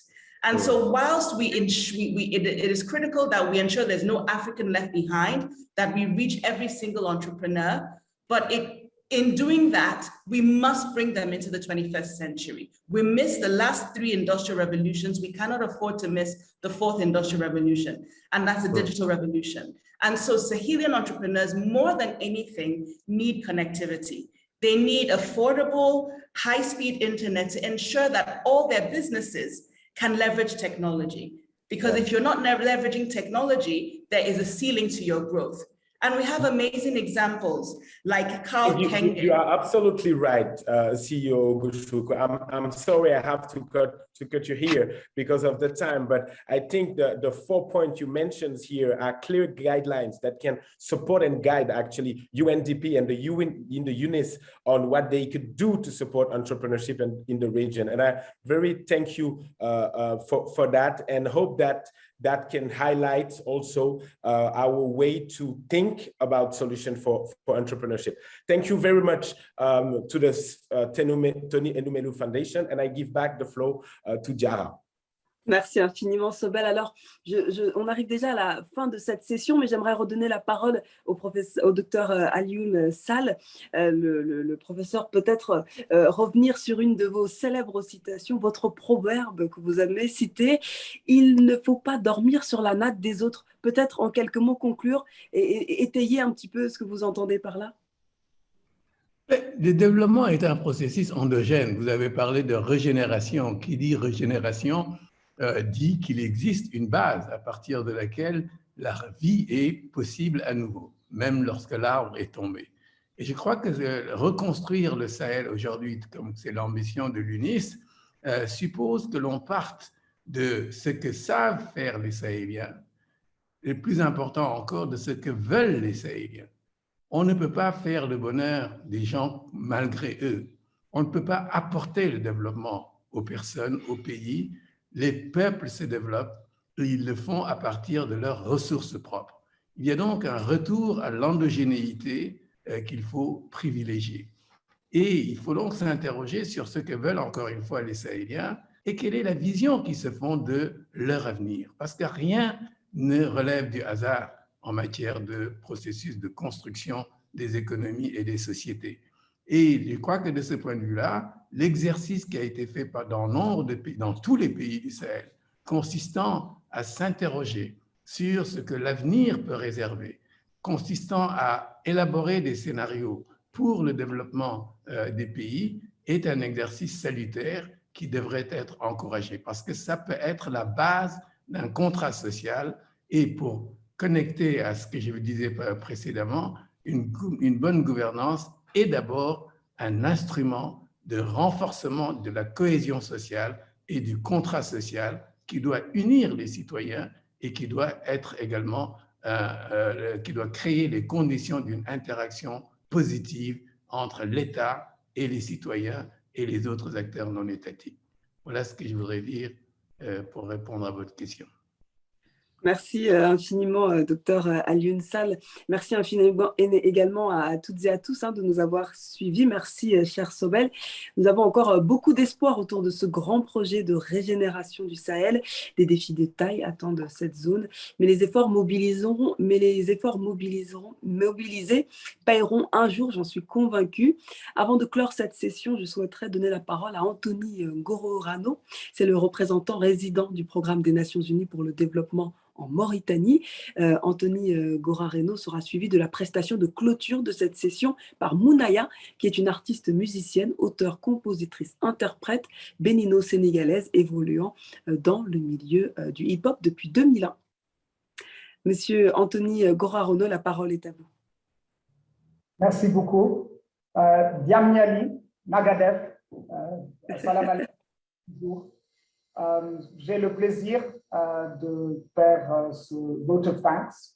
J'aimerais commencer vraiment par dire que je crois les témoignages puissants que nous avons entendus aujourd'hui témoignent essentiellement de l'engagement de tous autour de la table, tous visant cette question de comment faire en sorte que la trajectoire du développement du Sahel puisse continuer en dépit des nouveaux types de risques, mais aussi d'opportunités. J'aimerais commencer en remerciant son Excellence, Monsieur le Président de la République du Niger, Président Bazoum, notre Deputy Secretary General, Achim Steiner, administrateur du PNUD, le coordonnateur spécial du développement des Nations Unies, Marquet, bien sûr, Aruna Eziakonwa, la directrice régionale de l'Afrique, et bien sûr les partenaires, mais aussi les entrepreneurs, les artistes, bien sûr les modérateurs, qui ont fait en sorte qu'aujourd'hui, nous puissions voir un atterrissage de cette approche régénération. Et j'aimerais peut-être me pencher très brièvement sur 5 messages parmi beaucoup qui ressortent des riches présentations, discussions et autres. Je crois le premier est que cette question, cette approche de régénération vraiment nous interpelle à réfléchir différemment sur les questions de développement, mais aussi de paix et sécurité. Je crois que Marc a bien capturé ceci en nous édifiant autour de l'importance de cette question d'approche intégrée et vraiment multidimensionnelle, mais aussi le fait que nous avons vraiment besoin de faire en sorte que, du point de vue engagement, le multilatéralisme prenne qualitativement une différente texture. Deuxièmement, and I'll move to English, the importance of changing the narrative.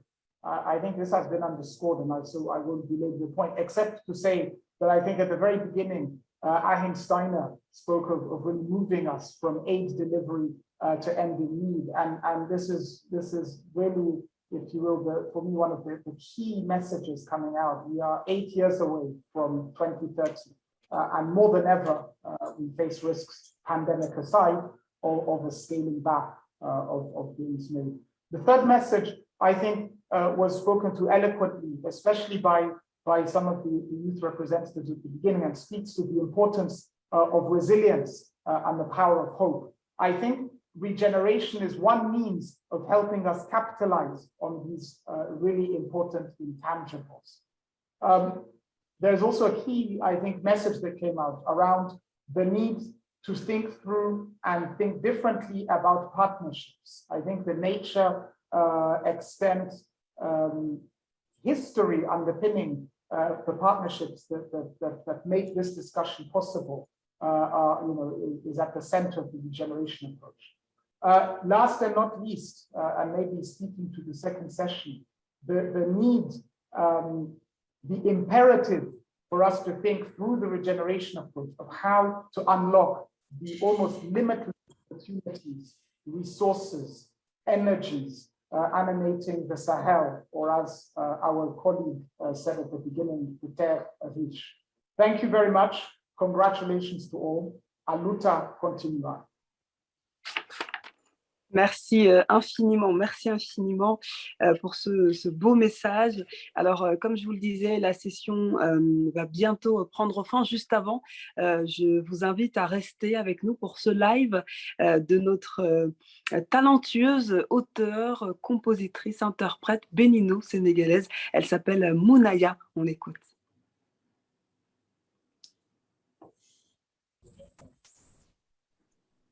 Bonsoir. Bonsoir à tout le monde, et en fonction d'où vous êtes dans le monde, bonjour. Moi, c'est Mounaya, auteur, compositeur, interprète. Vous avez à ma droite Eved, qui nous vient du Congo, qui est un excellent chanteur et qui a aussi été finaliste à The Voice. Nous avons Gina Sani à ma gauche, qui a fait les chœurs pour Ismaël Lo, pour Omar Penn et beaucoup de grands artistes sur le continent. Alors, nous avons concocté pour vous l'hymne, on va dire, ce qu'on espère qu'il va être l'hymne pour la jeunesse du Sahel. Et si vous êtes prêts, on peut y aller. Je reste debout. Je reste debout. Je suis jeune, je viens du Sahel, et je décide pour mon avenir. Je n'ai plus peur, je suis paré à affronter tous les défis. Même s'ils ont balkanisé ma région, même si les conflits armés sont légion, même s'ils brandissent comme ma religion, même s'ils me font la guerre depuis des siècles, même s'ils parlent sur mon échelle, oh, je suis debout comme un roi. Je suis debout comme une reine, je reste debout comme un roi, je reste debout comme une reine. Hey yo, debout, malgré l'adversité, toutes ces atrocités, on les a transitées. Debout, parce que je l'ai décidé, ma peur est décédée, et je ne vais pas céder. Debout, je prends mes responsabilités, trop de challenge à l'horizon, donc je dois me bouger, me concentrer, rester focus et déterminé, enjeux multiples et variés, mon Sahel n'est pas ce qu'on croit, non, pas ce que tu crois. On a une jeunesse pleine de talent, d'ambition et pleine de valeur, yeah. Engager des artistes aux entrepreneurs, mon Sahel n'est pas ce qu'on croit, non, pas ce que tu crois. Mon avenir n'est pas ce contrat, non, pas ce que tu crois. Car je suis debout comme un roi, debout comme une reine, je reste debout comme un roi, je reste debout comme une reine. Je suis jeune, je viens du Sahel, et je décide pour mon avenir. Je n'ai plus peur, je suis paré à affronter tous les défis. Même s'ils ont balkanisé ma région, même si les conflits armés sont légion, même s'ils brandissent comme à ma religion, même s'ils me font la guerre depuis des siècles, même s'ils parient sur mon échec, oh, je suis debout comme un roi, je suis debout comme une reine, je reste debout comme un roi, je reste debout comme une reine, yeah. Je suis debout comme un roi, je suis debout comme une reine, je reste debout comme un roi, je reste debout comme une reine, yeah. Comme un roi, je reste debout comme une reine, yeah. Merci.